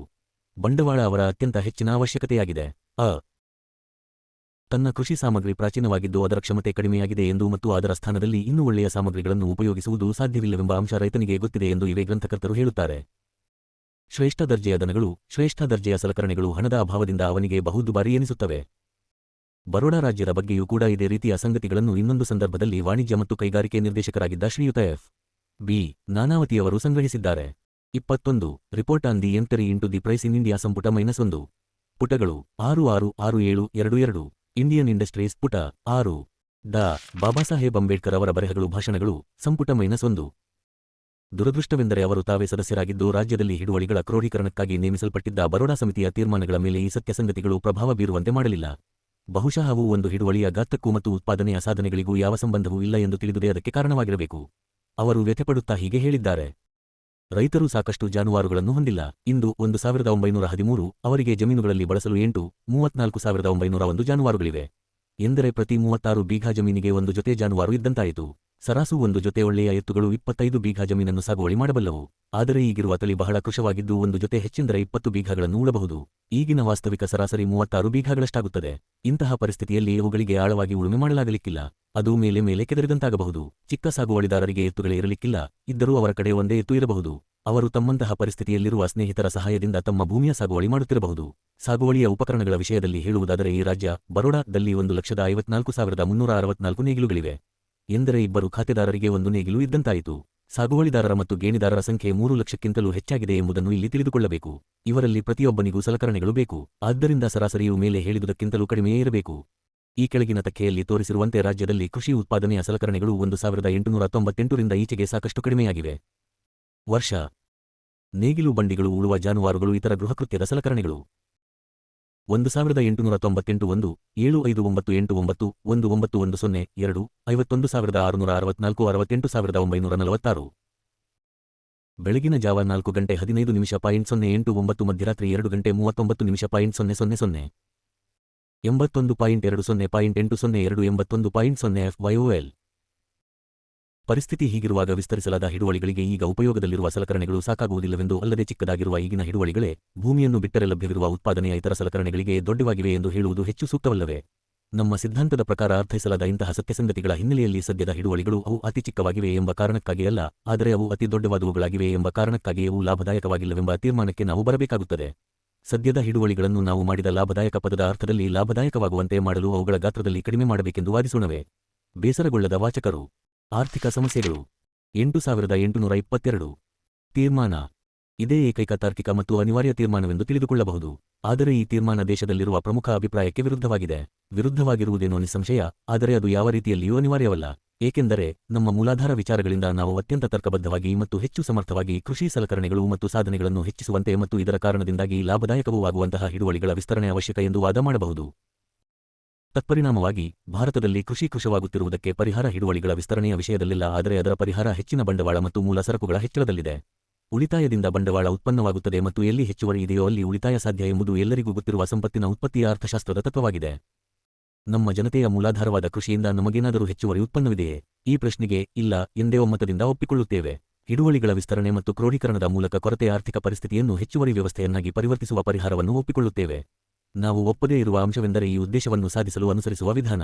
ಏಕೆಂದರೆ ಭಾರತದಲ್ಲಿ ಸಣ್ಣ ಹಿಡುವಳಿಗಳ ದೋಷ ಮೂಲಭೂತವಾಗಿಲ್ಲ, ಆದರೆ ಅದು ತನ್ನ ಮೂಲ ದೋಷವೆನಿಸಿರುವ ಸಾಮಾಜಿಕ ಅರ್ಥವ್ಯವಸ್ಥೆಯಲ್ಲಿರುವ ಅವ್ಯವಸ್ಥೆ ಅಥವಾ ತಪ್ಪು ಹೊಂದಾಣಿಕೆಯಿಂದ ಹುಟ್ಟಿದ್ದು ಎಂದು ನಾವು ನಂಬಿದ್ದೇವೆ. ತತ್ಪರಿಣಾಮವಾಗಿ ಶಾಶ್ವತ ಪರಿಹಾರ ನೀಡಬೇಕೆಂದಿದ್ದರೆ ನಾವು ಮೂಲ ರೋಗಕ್ಕೆ ಹೋಗಬೇಕು.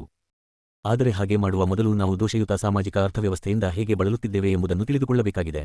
ಭಾರತವು ಬಹುಮಟ್ಟಿಗೆ ಕೃಷಿ ಪ್ರಧಾನ ದೇಶವೆಂದು ಪದೇ ಪದೇ ಹೇಳಲಾಗುತ್ತಿದೆ. ಆದರೆ ಸಾಗುವಳಿಯಲ್ಲಿರುವ ಭೂಮಿ ವಿಶಾಲವಾಗಿದ್ದಾಗ್ಯೂ ಅದರ ಜನಸಂಖ್ಯೆಯ ಪ್ರಮಾಣದಿಂದ ಬಹಳ ಕಡಿಮೆ ಭೂಮಿ ಸಾಗುವಳಿಯಾಗುತ್ತಿದೆ ಎಂಬ ಅಂಶ ಅನೇಕರಿಗೆ ಗೊತ್ತಿಲ್ಲ. 1895ರ ಸಾಲಿಗೆ ಕೊಡಲಾದ ಮ್ಯೂಲ್ಹಾಲ್ ಅಂಕಿ ಸಂಖ್ಯೆಗಳಿಂದ ಈ ಅಂಶ ಸ್ಪಷ್ಟವಾಗುತ್ತದೆ. 1895ರಲ್ಲಿ ಪ್ರತಿಯೊಬ್ಬ ನಿವಾಸಿಗೆ ಇದ್ದ ಭೂಮಿ ಎಕರೆಗಳಲ್ಲಿ. Great Ireland, France, Germany, Russia, Austria, Italy, Spain ಮತ್ತು ಯು.ಎಸ್.ಎ, ಭಾರತ, ಬ್ರಿಟನ್, ಪೋರ್ಚುಗಲ್. ಮಧ್ಯರಾತ್ರಿ 12 ಗಂಟೆ 50 ನಿಮಿಷ 2.20 2.30 1.70 5.60 2.05 1.75 $5 ಮತ್ತು 50 ಸೆಂಟ್. 538 ಡಾ. ಬಾಬಾಸಾಹೇಬ್ ಅಂಬೇಡ್ಕರ್ ಅವರ ಬರೆಹಗಳು, ಭಾಷಣಗಳು, ಸಂಪುಟ -1. 1895ರಿಂದ ಪರಿಸ್ಥಿತಿ ಕನಿಷ್ಠದಿಂದ ಅತಿ ಕನಿಷ್ಠಕ್ಕೆ ಹೋಗಿದೆ ಎಂಬ ಅಂಶ ಈ ಅಂಕಿ ಸಂಖ್ಯೆಗಳಿಂದ ವ್ಯಕ್ತವಾಗುತ್ತದೆ. ಮಧ್ಯರಾತ್ರಿ 1 ಗಂಟೆ 12 ನಿಮಿಷ. ಮುಂಬಯಿ 0.2, ಪ್ರಾಂತ್ಯ 0.0, ಬರ್ಮಾ 0.98. ಮಧ್ಯರಾತ್ರಿ 12 ಗಂಟೆ 6 ನಿಮಿಷ. ಮಧ್ಯಪ್ರಾಂತ್ಯ ಮಧ್ಯರಾತ್ರಿ 12 ಗಂಟೆ 22 ನಿಮಿಷ. 2.4, 1.8. ಮಧ್ಯರಾತ್ರಿ 12 ಗಂಟೆ 25 ನಿಮಿಷ. ಬ್ರಿಟಿಷ್ ಭಾರತ ಮಧ್ಯರಾತ್ರಿ 12 ಗಂಟೆ 9 ನಿಮಿಷ. 0.0, 0.86. ಈ ಅಸಾಧಾರಣ ವಿದ್ಯಮಾನದ ಅರ್ಥವೇನು? ಅತ್ಯಂತ ಕನಿಷ್ಠ ಪ್ರಮಾಣದ ಹಿಡುವಳಿಯಲ್ಲಿ ಅತ್ಯಧಿಕ ಕೃಷಿಕರು ಸಾಗುವಳಿ ಮಾಡುತ್ತಿದ್ದಾರೆ ಎಂದರೆ ಕೃಷಿಯಲ್ಲಿ ಅವಶ್ಯಕತೆಗಿಂತ ಹೆಚ್ಚು ತೊಡಗಿಸಿಕೊಂಡಿದ್ದಾರೆ ಮತ್ತು ಸೋಮಾರಿಯಾಗಿದ್ದಾರೆ ಎಂದರ್ಥ. ಭಾರತೀಯ ಕೃಷಿಯಲ್ಲಿ ಸೋಮಾರಿ ಶ್ರಮಿಕರು ಎಷ್ಟಿದ್ದಾರೆ ಎಂದು ನಿಖರವಾಗಿ ಹೇಳಲಾಗದು. ಈ ಬಗೆಯ ಸೋಮಾರಿ ಕೃಷಿಕರ ಇರುವನ್ನು ಮೊದಲು ಪತ್ತೆ ಹಚ್ಚಿದ ಸರ್ ಜೇಮ್ಸ್ ಕೇರ್ಡ್ ಅವರು 1884ರಲ್ಲಿ ಮುಂದಿನಂತೆ ಅಭಿಪ್ರಾಯಪಟ್ಟಿದ್ದಾರೆ. ಇಂಗ್ಲೆಂಡಿನಲ್ಲಿ ಸಾಗುವಳಿ ಮಾಡಲಾದ ಪ್ರತಿ ಚದುರ ಮೈಲಿ ಭೂಮಿಯ 50 ಜನರಿಗೆ ಉದ್ಯೋಗವನ್ನು -25 ಜನ ಪುರುಷರು, ಚಿಕ್ಕವರು ಮತ್ತು ವಯಸ್ಸಾದವರು, ಮತ್ತು 25 ಸ್ತ್ರೀಯರು ಹಾಗೂ ಹುಡುಗರು ಈ ಪ್ರಮಾಣದಲ್ಲಿ ನೀಡುತ್ತದೆ. ಭಾರತದಲ್ಲಿ ಸಾಗುವಳಿಯಾದ ಭೂಮಿಯಲ್ಲಿ ಪ್ರತಿ ಚದುರ ಮೈಲಿಯಲ್ಲಿ ಇದರ 4ರಷ್ಟು ಅಥವಾ 500 ಜನರಿಗೆ ಅನುವು ಮಾಡಿಕೊಟ್ಟರೆ ಅದು ಜನಸಂಖ್ಯೆಯ 1/3 ಮಾತ್ರ ಉಪಯೋಗಿಸಿಕೊಳ್ಳಬಹುದು. 24. 1881ರಲ್ಲಿ 254 ಮಿಲಿಯ ದಶಲಕ್ಷ ಒಟ್ಟು ಜನಸಂಖ್ಯೆಯ 2/3 ಜನರು ಕೃಷಿಕರೆಂದು ದಾಖಲಾಗಿತ್ತು. ಅಂದಾಜಿನಂತೆ 1/3 ಜನರನ್ನು ತೆಗೆದುಕೊಂಡರೂ ಅದೇ ಪ್ರಮಾಣದ ಜನಸಂಖ್ಯೆ ಯಾವ ಉತ್ಪಾದಕ ಕೆಲಸವನ್ನು ಮಾಡದೆ ನಿಷ್ಕ್ರಿಯ ಅಥವಾ ಸೋಮಾರಿಯಾಗಿತ್ತೆಂದು ಧಾರಾಳವಾಗಿ ಹೇಳಬಹುದು. ಭಾರತದಲ್ಲಿ ಹೆಚ್ಚುತ್ತಿರುವ ಗ್ರಾಮೀಣಕರಣದಿಂದ ಮತ್ತು ಸಾಗುವಳಿಯಲ್ಲಿರುವ ಸತತವಾಗಿ ಕಡಿಮೆಯಾಗುತ್ತಿರುವ ಭೂಮಿಯ ಪ್ರಮಾಣದಿಂದಾಗಿ ನಿಷ್ಕ್ರಿಯ ಕೆಲಸಗಾರರ ಸಂಖ್ಯೆ ಬಹಳ ಹೆಚ್ಚಾಗಿರಬಹುದು. 24. India the land the people, ಪುಟ 225. ಔದ್ ಮತ್ತು ವಾಯುವ್ಯ ಪ್ರಾಂತ್ಯ, ಬಂಗಾಳ. ಆರ್ಥಿಕ ಸಮಸ್ಯೆಗಳು 539. ಈ ಸೋಮಾರಿ ಕೆಲಸಗಾರರಿಂದ ಉಂಟಾಗುವ ಆರ್ಥಿಕ ಪರಿಣಾಮಗಳು 2 ವಿಧವಾಗಿವೆ. ಮೊದಲನೆಯದಾಗಿ, ಇದರಿಂದ ನಮ್ಮ ಕೃಷಿಕರು ಭೂಮಿಯ ಮೇಲೆ ಹಾಕುತ್ತಿರುವ ಒತ್ತಡದ ಪ್ರಮಾಣವನ್ನು ಹೆಚ್ಚಿಸುತ್ತದೆ. ಈ ಒತ್ತಡ ಎಷ್ಟು ಹೆಚ್ಚಿದೆ ಎಂದು ಅಂಶ ಈ ಕೆಳಗೆ ಕಾಣಿಸಿದ ಪರಿಣಾತ್ಮಕತೆಯಿಂದ ತಿಳಿದುಬರುತ್ತದೆ. 1911 785, 453, 444, 766. 1115, 360, 792, 575. ಜಮೀನಿನ ಮೇಲೆ ಇಷ್ಟು ಹೆಚ್ಚಿನ ಒತ್ತಡ ಇರುವುದು ಪ್ರಪಂಚದ ಇನ್ನಾವುದೇ ಭಾಗದಲ್ಲಿ ಇರಲಾರದು. ಇದರ ಪರಿಣಾಮ ಸ್ಪಷ್ಟವೇ ಇದೆ. ಬೇರೆಯವರು ಏನೇ ಹೇಳಿರಲಿ, ಈ ಅಗಾಧವಾದ ಒತ್ತಡವೇ ಜಮೀನಿನ ಉಪವಿಭಜನೆಗೆ ಪ್ರಮುಖ ಕಾರಣವಾಗಿದೆ. ಜಮೀನಿನ ಮೇಲೆ ಇರುವ ಒತ್ತಡದ ಪರಿಣಾಮವನ್ನು ಅರಿತುಕೊಳ್ಳದೇ ಇರುವುದರಿಂದ ಉತ್ತರಾಧಿಕಾರದ ಕಾನೂನು ಒಂದು ದೊಡ್ಡ ಆತಂಕವಾಗಿದೆ. ಉತ್ತರಾಧಿಕಾರ ಅಥವಾ ವಾರಸು ಕಾನೂನು ಭೂಮಿಯ ವಿಭಜನೆಗೆ ಕಾರಣವಾಗಿದೆ ಎಂದು ಹೇಳುವುದು ವಸ್ತುಸ್ಥಿತಿಯನ್ನು ತಲೆಕೆಳಗು ಮಾಡಿದಂತೆ. ಕೇವಲ ಕಾನೂನಿನ ಅಸ್ತಿತ್ವವನ್ನು ಒಂದು ಸಂಕಟವೆಂದು ದೂರಲಾಗದು. ಸಂಕಟ ಅಥವಾ ಬೇನೆ ಅದರ ಉಪಯೋಗದಿಂದ ಉಂಟಾಗುತ್ತದೆ. ಅದು ಹಾನಿಕರವಾಗಿದ್ದರೂ ಅದರ ಉಪಯೋಗವನ್ನು ಏಕೆ ಮಾಡುತ್ತೇವೆ? ಏಕೆಂದರೆ ಅದು ಲಾಭದಾಯಕವಾಗಿದೆ. ಇದರಲ್ಲಿ ಸೋಜಿಗದ ಸಂಗತಿ ಏನೂ ಇಲ್ಲ. ವ್ಯವಸಾಯ ಏಕೈಕ ಉದ್ಯೋಗವಾಗಿರುವಾಗ ಏನೂ ಇಲ್ಲದಿರುವುದಕ್ಕಿಂತ ಒಂದು ತುಂಡು ಭೂಮಿಯನ್ನಾದರೂ ಹೊಂದುವುದು ಲೇಸು. ಆದ್ದರಿಂದ ತುಂಡು ಭೂಮಿಗೆ ಪ್ರಾಮುಖ್ಯತೆ ನೀಡುವಂತಹ ಪರಿಸ್ಥಿತಿಯಲ್ಲಿ ಲೋಪ ಅಡಗಿದೆ. ಈ ಪ್ರಾಮುಖ್ಯ ನೀಡಲು ಹೆಚ್ಚು ಜನ ತಮ್ಮ ಜೀವನ ಸಾಗಿಸಲು ಸಂಪೂರ್ಣವಾಗಿ ಕೃಷಿಯನ್ನು ಅವಲಂಬಿಸಿರುವುದೇ ಕಾರಣ. ಕೃಷಿಯನ್ನು ಹೊರತುಪಡಿಸಿ ಅವಲಂಬನೆಗೆ ಇನ್ನಾವ ಮಾರ್ಗವನ್ನು ಹೊಂದಿರದ ಜನ ಎಷ್ಟೇ ಚಿಕ್ಕದಾಗಿದ್ದರೂ ಒಂದು ತುಂಡು ಭೂಮಿಯನ್ನು ಪಡೆದುಕೊಳ್ಳಲು ಸರ್ವ ಪ್ರಯತ್ನ ಮಾಡುತ್ತಾರೆ. ಆದ್ದರಿಂದ ಉತ್ತರಾಧಿಕಾರ ಕಾನೂನು ಆಪತ್ತಿಗೆ ಕಾರಣವಾಗಿರದೆ ಅದನ್ನು ಉಪಯೋಗಿಸುವಂತೆ ಮಾಡುವ ಭೂಮಿಯ ಮೇಲಿನ ಒತ್ತಡವೇ. ಅಸ್ಸಾಂ, ಬೀರಾರ್ ಮತ್ತು ಮಧ್ಯಪ್ರಾಂತ್ಯ, ಕೊಡಗು, ಬ್ರಿಟಿಷ್ ಬರ್ಮಾ. 390. ಡಾ. ಬಾಬಾಸಾಹೇಬ್ ಅಂಬೇಡ್ಕರ್ ಅವರ ಬರೆಹಗಳು, ಭಾಷಣಗಳು, ಸಂಪುಟ -1. ಕಾರಣವಾಗಿದೆ. ಜನರು ಭೂಮಿಯ ಸಣ್ಣ ತುಂಡುಗಳಲ್ಲಿ ಸಾಗುವಳಿಯನ್ನು ಪ್ರೊಫೆಸರ್ ಜಿವರವರು ತಿಳಿದಿರುವಂತೆ ತಮ್ಮ ಜೀವನಮಟ್ಟ ಕಡಿಮೆಯದಾಗಿದೆ ಎಂಬ ಕಾರಣಕ್ಕಾಗಿ ಮಾಡುತ್ತಿಲ್ಲ. ಆದರೆ ಸದ್ಯದ ಪರಿಸ್ಥಿತಿಯಲ್ಲಿ ಹಾಗೆ ಮಾಡುವುದೊಂದೇ ಲಾಭದಾಯಕ ಎಂಬ ಕಾರಣದಿಂದ ಅವರಿಗೆ ಇತರ ಯಾವುದೇ ಲಾಭದಾಯಕ ಮಾರ್ಗವಿದ್ದಲ್ಲಿ ಅವರು ಭೂಮಿಯ ಸಣ್ಣ ತುಂಡುಗಳಿಗೆ ಎಂದಿಗೂ ಪ್ರಾಶಸ್ತ್ಯ ಕೊಡುತ್ತಿರಲಿಲ್ಲ. ಆದ್ದರಿಂದ ಚಿಕ್ಕ ಜಮೀನುಗಳ ಈ ವ್ಯಾಪಕ ಪರಿಸ್ಥಿತಿಗೆ ಅಥವಾ ಈ ಕುಬ್ಬ ಸಂಸ್ಕೃತಿಗೆ ಪೆಟಿಕಲ್ಚರ್, ಭೂಮಿಯ ಮೇಲಿರುವ ಅಗಾಧ ಒತ್ತಡವೇ ಕಾರಣ. ನಮ್ಮ ರೈತರು ಎಷ್ಟೇ ಚಿಕ್ಕ ಭೂಮಿಯಾದರೂ ಅದರಲ್ಲಿ ತಮ್ಮನ್ನು ಉತ್ಪಾದನಕಾರಕ ರೀತಿಯಲ್ಲಿ ತೊಡಗಿಸಿಕೊಳ್ಳಲು ಹೋರಾಟ ನಡೆಸಿರುವರಾದರೂ ಸರ್ ಜೇಮ್ಸ್ ಶೇರ್ಕೆ ಅವರು ತೀರ್ಮಾನಿಸಿರುವಂತೆ ಅವರಲ್ಲಿ ಅನೇಕರು ನಿಷ್ಕ್ರಿಯರಾಗಿ ಉಳಿದಿರುವರೆಂಬುದು ನಿಜ. ನಿಷ್ಕ್ರಿಯ ಬಂಡವಾಳದಲ್ಲಿ ಒಂದು ಪ್ರಮುಖ ಅಂಶದಲ್ಲಿ ವ್ಯತ್ಯಾಸವಿದೆ. ಬಂಡವಾಳ ಅಸ್ತಿತ್ವದಲ್ಲಿರುತ್ತದೆ, ಆದರೆ ಜೀತ ಜೀವಿಸುತ್ತದೆ. ಎಂದರೆ ನಿಷ್ಕ್ರಿಯವಾದ ಬಂಡವಾಳ ಗಳಿಸುವುದಿಲ್ಲ, ಅಂತೆಯೇ ಅದು ತನ್ನ ಉಳಿವಿಗೆ ಅನುಭೋಗಿಸುವುದೂ ಇಲ್ಲ. ಆದರೆ ಜೀತದಾರ ಜೀವಿಸುವುದಕ್ಕಾಗಿ ದುಡಿಯದಿದ್ದರೆ ಅನುಭೋಗಿಸಲಾರ. ಆದ್ದರಿಂದ ನಿಷ್ಕ್ರಿಯ ಜೀತ ಒಂದು ವಿಪತ್ತು. ಅದು ಉತ್ಪತ್ತಿಯಿಂದ ಜೀವಿಸಲಾಗದಿದ್ದಲ್ಲಿ ಕೊಳ್ಳೆ ಹೊಡೆದು ಅಥವಾ ಲೂಟಿ ಮಾಡಿ ಬದುಕಬೇಕಾಗುತ್ತದೆ. ಹೀಗಾಗಿ ನಿಷ್ಕ್ರಿಯವಾದ ಜೀತ ಭಾರತದ ಜೀವಾಳವನ್ನು ಒಂದು ಹುಣ್ಣಾಗಿ ಕೊರೆಯುತ್ತಿದೆ. ಅದು ನಮ್ಮ ರಾಷ್ಟ್ರೀಯ ಲಾಭಾಂಶಕ್ಕೆ ತನ್ನ ಪಾಲು ಸಲ್ಲಿಸುವ ಬದಲಾಗಿ ಅದನ್ನೇ ತಿಂದು ಬದುಕುತ್ತದೆ. ಆದುದರಿಂದ ನಿಷ್ಕ್ರಿಯ ಶ್ರಮದ ಮತ್ತೊಂದು ದುಷ್ಪರಿಣಾಮವೆಂದರೆ ರಾಷ್ಟ್ರೀಯ ಲಾಭಾಂಶದಲ್ಲಿ ಉತ್ಪಾದಕತೆ ಉಂಟಾಗುವ ಇಳಿತ. ಒಬ್ಬ ವ್ಯಕ್ತಿಯ ಆದಾಯದಂತೆ ಒಂದು ಸಮಾಜದ ಆದಾಯವು ಒಂದು ಪ್ರಯತ್ನದಿಂದ ಮತ್ತು ಎರಡು ಇರುವ ಸಂಪನ್ಮೂಲದ ಬಳಕೆಯಿಂದ ಉಂಟಾಗುತ್ತದೆ. ಒಬ್ಬ ವ್ಯಕ್ತಿಯ ಅಥವಾ ಸಮಾಜದ ಒಟ್ಟು ಆದಾಯ ಉಪಯೋಗದಲ್ಲಿರುವ ಜೀತ ಅಥವಾ ಈಗಾಗಲೇ ಪಡೆದುಕೊಂಡಿರುವ ಉತ್ಪಾದನಕಾರಕ ಸಂಪನ್ಮೂಲಗಳಿಂದ ದೊರೆಯುವುದೆಂದು ಧಾರಾಳವಾಗಿ 25 ಮುಂಚೆ ಹೇಳಲಾದ ಪ್ರಸ್ತಾವನೆ ಪ್ರೊಫೆಸರ್ ಜಿವಾನ್ಸ್ ಅವರು ಭಾರತದ ಕೃಷಿ ಕನಿಷ್ಠ ಜೀವನ ಮಟ್ಟದಿಂದಾಗಿ ಕೃಶವಾಗುತ್ತಿದೆ ಎಂಬ ಭಾವನೆಯನ್ನು ಓದುಗರ ಮನಸ್ಸಿನ ಮೇಲೆ ಉಂಟುಮಾಡಿದ್ದಾರೆ. ಉಚ್ಚ ಜೀವನ ಮಟ್ಟದಿಂದ ದೊಡ್ಡ ಹಿಡುವಳಿಗಳು ಅವಶ್ಯವೆನಿಸುವುವು ಮತ್ತು ಅಂತಹವರು ಸಣ್ಣ ಹಿಡುವಳಿಗಳಲ್ಲಿರುವ ಬದಲು ವಲಸೆ ಹೋಗಬಯಸುತ್ತಾರೆ. ಹಿಡುವಳಿ ಮತ್ತು ಜೀವನ ಮಟ್ಟದಲ್ಲಿ ಸಂಬಂಧವಿದೆ ಎಂಬ ಅವರ ವಾದ ಕಡಿಮೆ ವಿಚಾರವುಳ್ಳ ಓದುಗರಲ್ಲಿ ತಪ್ಪು ಭಾವನೆ ಮೂಡಿಸಬಹುದಾಗಿರುವುದರಿಂದ ಸಂಕ್ಷಿಪ್ತ ವಿವರಣೆಯ ಅಗತ್ಯವಿದೆ. ಜೀವನ ಮಟ್ಟಿ ಎಂದರೆ ರೂಢಿ ನಿಯಮಿತವಾದ ಉಪಭೋಗ ಅಥವಾ ಬಳಕೆ. ಅದರ ಬಳಕೆಯ ಒಂದು ಮಟ್ಟದ ಆಳವನ್ನು ಯಾವುದು ನಿರ್ಣಯಿಸುತ್ತದೆ? ಉತ್ಪಾದನೆಯ ಮಟ್ಟದಿಂದ ಎಂಬುದು ನಿಸ್ಸಂಶಯ. ಜೀವನ ಮಟ್ಟದ ಏರಿಕೆಯಿಂದ ಹೆಚ್ಚಿನ ಉತ್ಪಾದನೆಗೆ ಪ್ರೇರಣೆಯುಂಟಾಗುವುದೆಂಬ ಹೇಳಿಕೆಯ ಸತ್ಯವನ್ನು ಒಪ್ಪಿಕೊಳ್ಳೋಣ. ಆದರೆ ಕೃತಿಗಿಂತ ಬಯಕೆಯನ್ನೇ ನಿರೀಕ್ಷಿಸುವುದು ಮೂರ್ಖತನ.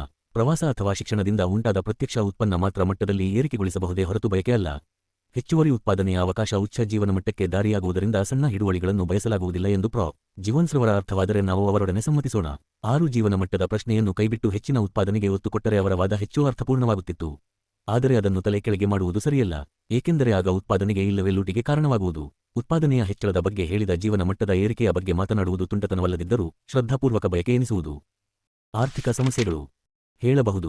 ಸಮಾಜ ಇಂದು ತನಗೆ ಬೇಕಾದದ್ದನ್ನು ಇಂದೇ ಪಡೆದುಕೊಳ್ಳಬೇಕು ಅಥವಾ ತನ್ನ ಹಿಂದಿನ ಉತ್ಪಾದನೆಯಿಂದ ತೆಗೆದುಕೊಳ್ಳಬೇಕು. ಈ ಆಧಾರದಂತೆ ನಿರ್ಣಯಿಸಿದರೆ ನಮ್ಮ ಸಮಾಜದ ಬಹುಭಾಗ ಸದ್ಯದಲ್ಲಿ ಅತಿ ಕಡಿಮೆ ಪ್ರಯತ್ನ ಮಾಡುತ್ತಿದೆ, ಅಲ್ಲದೆ ಅದು ತನ್ನ ಜೀವಿತಕ್ಕಾಗಿ ಪಡೆದುಕೊಳ್ಳುವಂತಹ ಯಾವುದೇ ಗಣನೀಯ ಸಂಪನ್ಮೂಲಗಳನ್ನು ಹೊಂದಿಲ್ಲ. ಆದ್ದರಿಂದ ನಮ್ಮ ಅರ್ಥ ವ್ಯವಸ್ಥೆಯಲ್ಲಿ ಬಂಡವಾಳದ ಅಭಾವ ಎದ್ದು ಕಾಣುತ್ತಿದೆ ಎಂಬುದರಲ್ಲಿ ಸಂಶಯವಿಲ್ಲ. ಬಂಡವಾಳವೆಂದರೆ ಘನೀಕೃತವಾದ ಹೆಚ್ಚುವರಿ ಉತ್ಪನ್ನ ಮತ್ತು ಇದು ಹೆಚ್ಚುವರಿ ಪ್ರಯತ್ನದ ಫಲವಾಗಿದೆ. ಎಲ್ಲಿ ಪ್ರಯತ್ನವಿರುವುದಿಲ್ಲವೋ ಅಲ್ಲಿ ಗಳಿಕೆ ಇಲ್ಲ, ಹೆಚ್ಚುವರಿ ಇಲ್ಲ ಮತ್ತು ಬಂಡವಾಳವೂ ಇರುವುದಿಲ್ಲ. ಇದುವರೆಗೆ ನಮ್ಮ ದೋಷಯುಕ್ತ ಸಾಮಾಜಿಕ ಅರ್ಥ ವ್ಯವಸ್ಥೆ ನಮ್ಮ ಕೃಷಿಯ ಕರ್ಷಣಕ್ಕೆ ಹೇಗೆ ಹೊಣೆಯಾಗಿದೆ ಎಂದು ತಿಳಿಸಿದ್ದೇವೆ. ಕೃಷಿಯ ಮೇಲೆ ನಮ್ಮ ಸಂಪೂರ್ಣ ಅವಲಂಬನೆಗೆ ಹೇಗೆ ಸಣ್ಣ ಮತ್ತು ಚದುರಿದ ಹಿಡುವಳಿಗೆ ಕಾರಣವಾಗಿದೆ ಎಂಬುದನ್ನು ಸಾಬೀತುಪಡಿಸಿದ್ದೇವೆ. ನಮ್ಮ ಕೃಷಿಯನ್ನು ಉತ್ಪಾದನಕಾರಿಯಾಗಿ ಬಳಸಲಾಗದ ನಮ್ಮ ಜನಸಂಖ್ಯೆಯ ಹೆಚ್ಚಿನ ಭಾಗ ಹೇಗೆ ನಿಷ್ಕ್ರಿಯವಾಗಿದೆ ಎಂಬುದನ್ನು ಸ್ಪಷ್ಟಪಡಿಸಿದ್ದೇವೆ. ನಿಷ್ಕ್ರಿಯ ಜೀತವಿರುವುದರಿಂದ ಹೇಗೆ ನಮ್ಮ ದೇಶವನ್ನು ಬಂಡವಾಳರಹಿತ ದೇಶವನ್ನಾಗಿ ಮಾಡಿದೆ ಎಂಬುದನ್ನು ತೋರಿಸಿಕೊಟ್ಟಿದ್ದೇವೆ. ಈ ನಮ್ಮ ಸಮಸ್ಯೆಯ ವಿಶ್ಲೇಷಣೆಯಿಂದ ಪ್ರಸ್ತುತ ಸಾಮಾಜಿಕ ಅರ್ಥವ್ಯವಸ್ಥೆಯಲ್ಲಿ ಕ್ರೋಢೀಕರಣ ಮತ್ತು ವಿಸ್ತರಣೆಯ ಪರಿಹಾರಗಳು ಹೇಗೆ ವಿಫಲಗೊಳ್ಳಲಿವೆ ಎಂಬುದನ್ನು ತಿಳಿದುಕೊಳ್ಳುವುದು ಸುಲಭ. ಸಣ್ಣ ಹಿಡುವಳಿಗೆ ಮೂಲಭೂತ ಅನಿಷ್ಟಗಳೆಂದು ಭಾವಿಸುವವರು ಸಹಜವಾಗಿಯೇ ಅವುಗಳ ವಿಸ್ತರಣೆಯನ್ನು ಪ್ರತಿಪಾದಿಸುತ್ತಾರೆ. ಇದು ದೋಷಯುಕ್ತ ರಾಜಕೀಯ ಅರ್ಥವ್ಯವಸ್ಥೆಯಾಗಿದ್ದು, ಥಾಮಸ್ ಅರ್ನಾಲ್ಡ್ ಒಮ್ಮೆ ಹೇಳಿದಂತೆ, ದೋಷಯುಕ್ತ ರಾಜಕೀಯ ಅರ್ಥವ್ಯವಸ್ಥೆ ಅಪರಾಧದ ಜನಕ. ಹಿಡುವಳಿಯ ವಿಸ್ತರಣೆಯಿಂದಲೇ ಅದು ಲಾಭದಾಯಕವಾಗುವುದಿಲ್ಲವೆಂಬುದು ಸ್ಪಷ್ಟ. ಅಲ್ಲದೆ ಈ ಕೃತಕ ವಿಸ್ತರಣೆಯ ಯೋಜನೆ ಅನೇಕ ಸಾಮಾಜಿಕ ಕೆಡಕುಗಳಿಂದ ತುಂಬಿದೆ. ಇದು ಭವಿಷ್ಯದಲ್ಲಿ ಸೃಷ್ಟಿಸಲಿರುವ ಭೂರಹಿತ ಮತ್ತು ಉಚ್ಚಾಟನೆಗೊಂಡ ಜನರ ಸೈನ್ಯ ವ್ಯಕ್ತಿಯ ದೃಷ್ಟಿಯಲ್ಲಿ ಹರ್ಷದಾಯಕವೂ ಆಗಿಲ್ಲ, ಇಲ್ಲವೇ ರಾಷ್ಟ್ರದ ದೃಷ್ಟಿಯಿಂದ ಸಮೃದ್ಧವೂ ಆಗಿಲ್ಲ.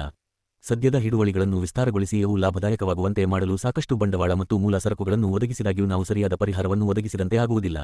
ಮತ್ತು ನಮ್ಮ ಸದ್ಯದ ನಿಷ್ಕ್ರಿಯ ಶ್ರಮಿಕ ಸಮೂಹವನ್ನು ವೃದ್ಧಿಸುವ ಮೂಲಕ ಅವುಗಳ ಕೆಡುಕುಗಳನ್ನು ಹೆಚ್ಚಿಸಲು ಸಹಕಾರಿಯಾಗುತ್ತೇವೆ. ಏಕೆಂದರೆ ಬಂಡವಾಳಶಾಹಿ ಕೃಷಿಗೆ ನಮ್ಮ ಇಂದಿನ ಸಾಗುವಳಿ ಪದ್ಧತಿಯಲ್ಲಿ ಬೇಕಾಗುವಷ್ಟು ಜನ ಬೇಕಾಗುವುದಿಲ್ಲ. ವಿಸ್ತರಣೆ ಸಾಧ್ಯವಿಲ್ಲದೆ ಹೋದಾಗ ನಾವು ಕ್ರೋಢೀಕರಣ ಮಾಡಬಹುದೇ? ಪ್ರಸ್ತುತ ಸಾಮಾಜಿಕ ಅರ್ಥ ವ್ಯವಸ್ಥೆಯಡಿಯಲ್ಲಿ ಕ್ರೋಢೀಕರಣವು ಸಾಧ್ಯವಿಲ್ಲ ಎಂದು ನಾವು ತೋರಿಸಬಹುದು. ಕ್ರೋಢೀಕೃತ ಹಿಡುವಳಿಗಳ ಉಪವಿಭಜನೆ ಮತ್ತು ಛಿದ್ರಗೊಳಿಸುವಿಕೆಯನ್ನು ತಪ್ಪಿಸುವುದರ ಮೂಲಕ ನಿಜವಾದ ಪರಿಹಾರ ದೊರೆಯಲಾರದು. ಅದಕ್ಕೆ ಬದಲಾಗಿ ಇದು ಒಂದು ಕಾನೂನಾತ್ಮಕ ಕಣ್ಣೆರೆಸುವಿಕೆಯ ತಂತ್ರವೆನಿಸುವುದು. ಪ್ರತ್ಯಕ್ಷ ಆಚರಣೆಯಲ್ಲಿ ಏಕವ್ಯಕ್ತಿ ಉತ್ತರಾಧಿಕಾರದ ನಿಯಮದ ಅರ್ಥವನ್ನು ನಾವು ಮೊದಲೇ ಅರಿತುಕೊಂಡರೆ ಇದು ಸುಲಭವಾಗಿ ಅರ್ಥವಾಗುತ್ತದೆ. ಇದಕ್ಕಾಗಿ ನಾವು ಸರ್ವೇ ದಾಖಲೆಗಳಲ್ಲಿ ಡಾ.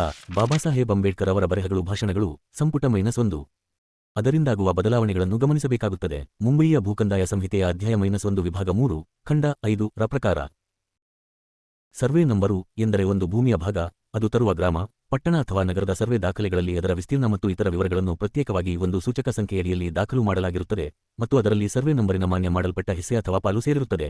ಮತ್ತು ಖಂಡ 7 ರ ಪ್ರಕಾರ ಒಂದು ಸರ್ವೇ ನಂಬರಿನ ಮಾನ್ಯ ಮಾಡಲಾದ ಹಿಸ್ಸೆ ಅಥವಾ ಪಾಲು ಎಂದರೆ ಪ್ರತ್ಯೇಕವಾಗಿ ಕಂದಾಯ ವಿಧಿಸಲಾದ ಮತ್ತು ದಾಖಲೆಯಾದ ಸರ್ವೇ ನಂಬರಿನ ಉಪವಿಭಾಗ. ಏಕವ್ಯಕ್ತಿ ಉತ್ತರಾಧಿಕಾರದ ನಿಯಮವನ್ನು ಜಾರಿಗೊಳಿಸಿದ ನಂತರ ಒಂದು ಸರ್ವೇ ನಂಬರಿನಡಿಯಲ್ಲಿ ಬರುವ ಭೂಮಿಯ ಭಾಗವನ್ನು ಒಂದು ಮಾದರಿ ಲಾಭದಾಯಕ ಹಿಡುವಳಿಯಾಗಲು ನಿಗದಿಪಡಿಸಿದ ಗಾತ್ರದ ಪ್ರಕಾರ ರಚಿಸಲಾಗುವುದು. ಎರಡನೆಯದಾಗಿ, ಅಂತಹ ಸರ್ವೇ ನಂಬರಿನ ಯಾವುದೇ ಉಪಭಾಗದ ಪ್ರತ್ಯೇಕ ದಾಖಲಾತಿ ಮಾಡುವುದಕ್ಕೆ ನಿರಾಕರಿಸುವುದು ಅಗತ್ಯ ಎಂದರೆ ಒಂದು ಭೂಮಿಯ ಭಾಗವನ್ನು ಪ್ರತ್ಯೇಕ ಸರ್ವೇ ನಂಬರಿನೊಂದಿಗೆ ದಾಖಲು ಮಾಡಲು ಅದು ಲಾಭದಾಯಕ ಹಿಡುವಳಿಯ ಗಾತ್ರಕ್ಕಿಂತ ಕಡಿಮೆ ಇರಬಾರದು. ಆಗಲೂ ಕೂಡ ಲಾಭದಾಯಕ ಹಿಡುವಳಿ ಎಂದು ಹೇಳಬಹುದಾದಷ್ಟು ದೊಡ್ಡದಾಗಿದ್ದರೂ ಅದನ್ನು ಒಬ್ಬನ ಹೆಸರಿನಲ್ಲಿಯೇ ದಾಖಲೆ ಮಾಡಲಾಗುವುದು. ನಾವು ಬರೋಡಾ ಸಮಿತಿಯ ಯೋಜನೆಯನ್ನು ಆಚರಣೆಗೆ ತಂದರೆ ಇದೇ ಪರಿಸ್ಥಿತಿ ಉಂಟಾಗುತ್ತದೆ. ಮಿಸ್ಟರ್ ಕೀಟಿಂಗ್ ಪ್ರಕಾರ ದೊಡ್ಡದಾದ ಮತ್ತು ಅಚ್ಚುಕಟ್ಟಾದ ಭೂಮಿಯು ಒಂದೇ ಸರ್ವೇ ನಂಬರಿನಲ್ಲಿರುವ ಬದಲು ಒಬ್ಬನ ಹೆಸರಿನಲ್ಲಿಯೇ ಸಣ್ಣ ಮತ್ತು ಚದುರಿದ ಹಿಡುವಳಿಗಳ ಅನೇಕ ಸರ್ವೇ ನಂಬರುಗಳಿರಬಹುದು. ಅದರಿಂದ ಯಾವ ಉದ್ದೇಶವೂ ಈಡೇರುವುದಿಲ್ಲವಾದ್ದರಿಂದ ಕೀಟಿಂಗ್ ಅವರ ಯೋಜನೆಯನ್ನು ಕೈಬಿಟ್ಟು, ಕ್ರೋಢೀಕೃತ ಹಿಡುವಳಿಗೆ ಏಕವ್ಯಕ್ತಿ ಉತ್ತರಾಧಿಕಾರದ ನಿಯಮದ ಪ್ರಕಾರ ಒಂದು ಗೊತ್ತಾದ ಗಾತ್ರಕ್ಕಿಂತ ಕಡಿಮೆ ಇದ್ದರೆ ಆ ಭೂಮಿಯ ತುಂಡನ್ನು ಕಾನೂನಿನ್ವಯ ಮಾನ್ಯ ಮಾಡಲು ನಿರಾಕರಿಸುವುದರಿಂದ ಕ್ರೋಢೀಕೃತ ಹಿಡುವಳಿಯ ಉಪವಿಭಾಗ ಮಾಡುವುದನ್ನು ತಪ್ಪಿಸಿದಂತಾಗುತ್ತದೆ ಎಂದು ಹೇಳಲಾಗಿದೆ.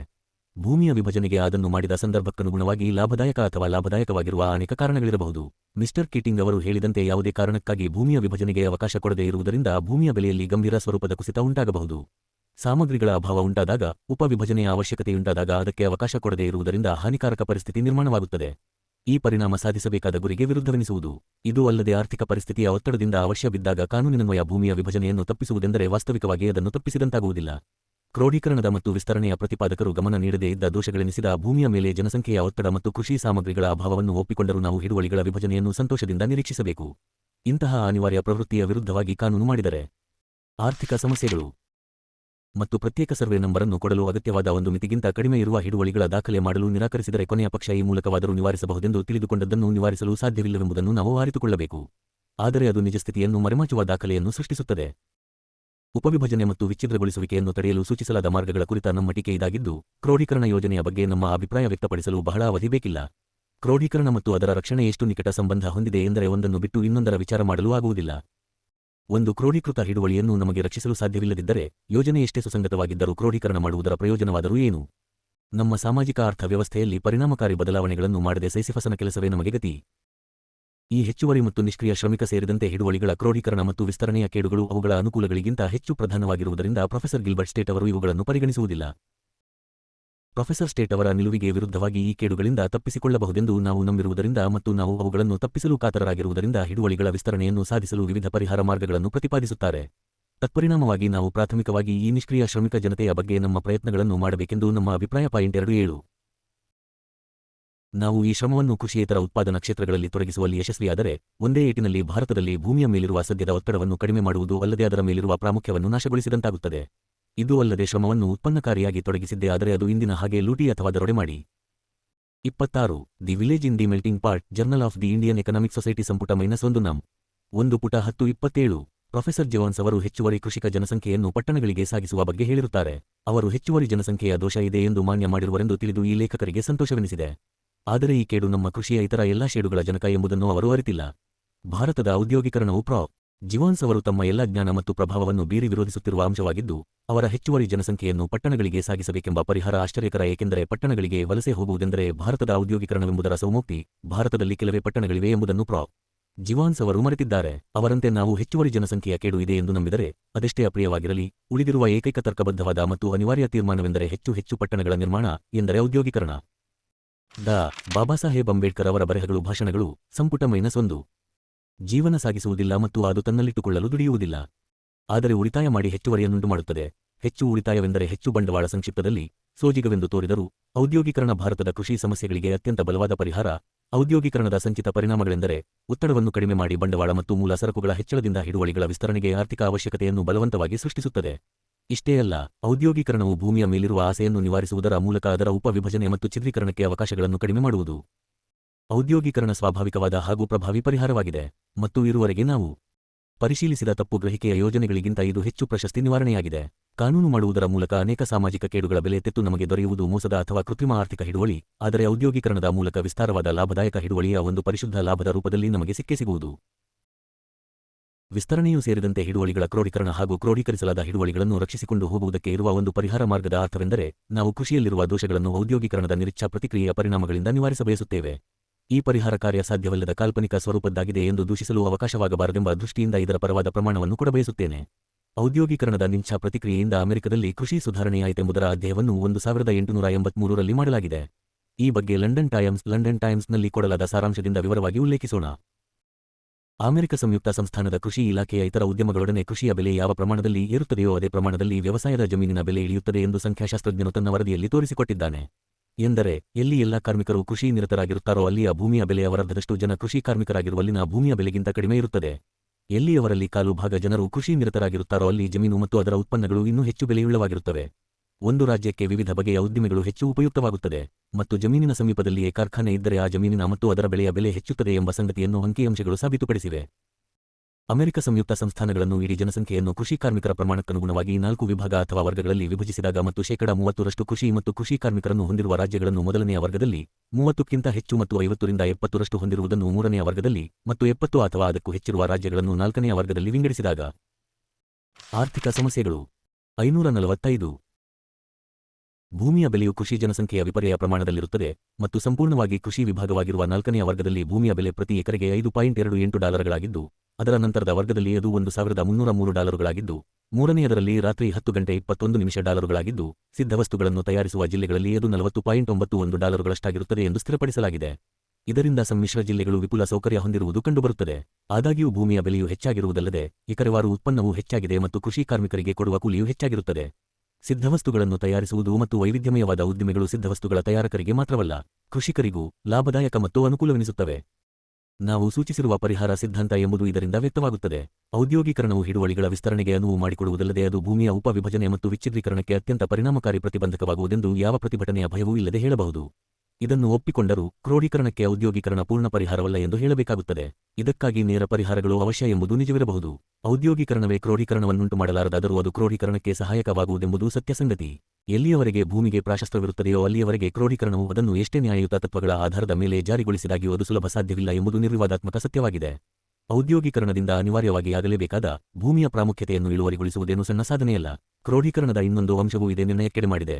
ಔದ್ಯೋಗೀಕರಣ ಕ್ರೋಢೀಕರಣವು ಕ್ರೋಢೀಕರಣಕ್ಕೆ ಮುನ್ನವೇ ಆಗಬೇಕು. ಭವಿಷ್ಯದಲ್ಲಿ ಕ್ರೋಢೀಕೃತ ಹಿಡುವಳಿಯ ಉಪವಿಭಜನೆ ಮತ್ತು ವಿಚ್ಛಿದ್ರೀಕರಣವಾಗದಂತೆ ಪ್ರತಿಬಂಧಕಗಳನ್ನು ನಿರ್ಮಿಸದೆ ಹೋದರೆ ಕ್ರೋಢೀಕರಣದ ನಮ್ಮ ಯೋಜನೆಗಳು ನಿರರ್ಥಕ ಎಂಬುದನ್ನು ನಾವು ಎಂದಿಗೂ ಮರೆಯಬಾರದು. ಔದ್ಯೋಗೀಕರಣ ಮಾತ್ರ ಅಂತಹ ಪ್ರತಿಬಂಧಕವಾಗಬಲ್ಲದು. ಕಾರಣ ಅದರಿಂದಲೇ ನಾವು ಹೇಳಿರುವಂತೆ ಭೂಮಿಯ ಉಪವಿಭಜನೆಗೆ ಕಾರಣವಾದ ವಿಪರೀತ ಒತ್ತಡವು ತಗ್ಗಬಹುದಾಗಿದೆ. ಆದ್ದರಿಂದ ಸಣ್ಣ ಮತ್ತು ಚದುರಿದ ಹಿಡುವಳಿಗಳ ರೋಗದಿಂದ ನಮ್ಮ ಕೃಷಿ ಬಳಲುತ್ತಿದ್ದರೆ ಅದನ್ನು ನಿವಾರಿಸಲು ಔದ್ಯೋಗೀಕರಣವೇ ನಿರಾಕರಿಸಲಾರದಂತಹ ಪರಿಹಾರವಾಗಿದೆ. 546 ಡಾ. ಬಾಬಾಸಾಹೇಬ್ ಅಂಬೇಡ್ಕರ್ ಅವರ ಬರೆಹಗಳು ಭಾಷಣಗಳು ಸಂಪುಟ -1. ಆದರೆ ಒಂದು ಔದ್ಯೋಗಿಕ ರಾಷ್ಟ್ರವಾಗಿ ಭಾರತದ ಸ್ಥಾನವೇನು? ಇಂಗ್ಲೆಂಡ್ ಮತ್ತು ವೇಲ್ಸ್, ಜರ್ಮನಿ, ಯು.ಎಸ್.ಎ. 2061.80, 22.98, 882.289.0, 20.98. ವಿವಿಧ ದೇಶಗಳ ಸಂಖ್ಯೆಗಳು ವರ್ಷಗಳೊಂದಿಗೆ ಹೊಂದಿಕೆಯಾಗುವುದಿಲ್ಲ. 3 ವರ್ಷಗಳ ವ್ಯತ್ಯಾಸವಿರಬಹುದು. ವಿವಿಧ ದೇಶಗಳ ಆರ್ಥಿಕ ಪ್ರವೃತ್ತಿಯ ಸಮೀಕ್ಷೆಯ ನಂತರ ಸರ್ ರಾಬರ್ಟ್ ಗ್ರಿಫಿನ್ ಅವರು ಈ ತೀರ್ಮಾನಕ್ಕೆ ಬಂದಿದ್ದಾರೆ. ಪ್ರತಿಯೊಂದು ದೇಶದಲ್ಲಿ ಜನರ ಸಂಪನ್ಮೂಲಗಳ ಹೆಚ್ಚಳದಿಂದ ಉಂಟಾದ ಬಯಕೆಗಳ ಹೆಚ್ಚಳದಿಂದ ಕೃಷಿ ಮತ್ತು ಗಣಿ ಹಾಗೂ ತತ್ಸಂಬಂಧವಾದ ಉದ್ಯೋಗಗಳ ಪ್ರಮಾಣ ಇಳಿಯುವುದು ಶತಸಿದ್ಧ. ಅಂತೆಯೇ ವಿಶಾಲಾರ್ಥದಲ್ಲಿ ಬಳಸಲಾದ ವಸ್ತುಗಳನ್ನು ಸಿದ್ಧಪಡಿಸುವಂತಹ ನಾನಾ ವಿಧದ ಉದ್ಯೋಗಗಳಲ್ಲಿ ಹೆಚ್ಚಳವಾಗುವುದು. 28. ಆದರೆ ಭಾರತದ ಅಂಕಿ ಸಂಖ್ಯೆಗಳು ಈ ನಿಯಮದ ಸಮರ್ಥನೆಗಾಗಿ ಒಬ್ಬ ತಜ್ಞರು ವ್ಯಕ್ತಪಡಿಸಿದ ವ್ಯಾಪಕ ಪ್ರವೃತ್ತಿಗೆ ವ್ಯತಿರಿಕ್ತವಾಗಿವೆ. ಆರಂಭದಲ್ಲಿ ಕೃಷಿಪ್ರಧಾನವಾದ ಅಮೆರಿಕ ಸಂಯುಕ್ತ ಸಂಸ್ಥಾನದಂತಹ ಇತರ ದೇಶಗಳ ಪ್ರಗತಿದಾಯಕ ಔದ್ಯೋಗಿಕ ರಾಷ್ಟ್ರಗಳಾಗುತ್ತಿದ್ದರೆ ಭಾರತವು ನಗರೀಕರಣವನ್ನು ಕಡೆಗಣಿಸುವ ಶೋಚನೀಯ ಪ್ರಕ್ರಿಯೆಯನ್ನು ಅನುಭವಿಸುತ್ತಿದ್ದು ಅವಶ್ಯಕತೆಗಿಂತ ಹೆಚ್ಚಾಗಿ ತನ್ನ ಗ್ರಾಮೀಣ ಜನಸಂಖ್ಯೆಯ ಗಾತ್ರವನ್ನು ಹೆಚ್ಚಿಸಿಕೊಳ್ಳುತ್ತಿದೆ. ಈ ವಿಪತ್ಕಾರಿ ಪ್ರವಾಹವನ್ನು ಎಷ್ಟು ಬೇಗ ತಡೆಯುತ್ತೇವೆಯೋ ಅಷ್ಟು ಕ್ಷೇಮಕರವಾಗುವುದು. ಏಕೆಂದರೆ ಆಸಕ್ತ ವ್ಯಕ್ತಿಗಳು ಏನೇ ಹೇಳಬಹುದಾದಾಗ್ಯೂ ನಮ್ಮ ರಾಷ್ಟ್ರೀಯ 28 ಎಸ್ಸೇಸ್ ಇನ್ ಫೈನಾನ್ಸ್ 2ನೆಯ ಸರಣಿ ಪುಟ 240. 29. ಪ್ರೊಫೆಸರ್ ಜೆವಾನ್ಸ್ ಅವರು ಮುಂಬಯಿಯಲ್ಲಿ 1915ರ ಡಿಸೆಂಬರ್ ತಿಂಗಳಲ್ಲಿ ಜರುಗಿದ ಇಂಡಿಯನ್ ಇಂಡಸ್ಟ್ರಿಯಲ್ ಕಾನ್ಫರೆನ್ಸ್ನಲ್ಲಿ ಮಂಡಿಸಿದ ಕ್ಯಾಪಿಟಲಿಸ್ಟಿಕ್ ಡೆವಲಪ್ಮೆಂಟ್ ಆಫ್ ಅಗ್ರಿಕಲ್ಚರ್ ಎಂಬ ಪ್ರಬಂಧದಲ್ಲಿ ಔದ್ಯೋಗೀಕರಣದ ಆರ್ಥಿಕ ಸಮಸ್ಯೆಗಳು 547 ಅರ್ಥವ್ಯವಸ್ಥೆಯ ಬಗ್ಗೆ ಸರ್ ಹೆನ್ರಿ ಕಾಟನ್ ಅವರು ಹೇಳಿದುದಕ್ಕಿಂತ ಹೆಚ್ಚು ಸತ್ಯವಾದ ಮತ್ತು ಹಿತವಾದ ಮಾತನ್ನು ಯಾರೂ ಹೇಳಲಾರರು. ಭಾರತದಲ್ಲಿ ಅತಿ ಕೃಷಿಯ ಅಪಾಯವಿದೆ ಎಂದು ಅವರು ಹೇಳಿದ್ದಾರೆ. ವಿರೋಧವಾಗಿ ವಾದಿಸಿದ್ದಾರೆ. ಆದಾಗ್ಯೂ ಔದ್ಯೋಗೀಕರಣವೇ ಬಂಡವಾಳಶಾಹಿ ಕೃಷಿಗೆ ಸಾಧನ ಎಂದು ಪ್ರೊಫೆಸರ್ ಜೆವಾನ್ಸ್ ಅವರ ವಿರುದ್ಧ ವಾದಿಸಬಹುದು. ಅವರ ಪ್ರಬಂಧದ ಅವಶ್ಯಕ ತಿದ್ದುವಿಕೆಗಾಗಿ ರಾಬರ್ಟ್ ಗ್ರಿಫಿನ್ ಅವರ ಎಸ್ಪೇನ್ ಇನ್ ಫೈನಾನ್ಸ್ 1ನೆಯ ಸರಣಿಯ 5ನೇಯ ಪ್ರಬಂಧವನ್ನು ಓದಿ ನೋಡಿ.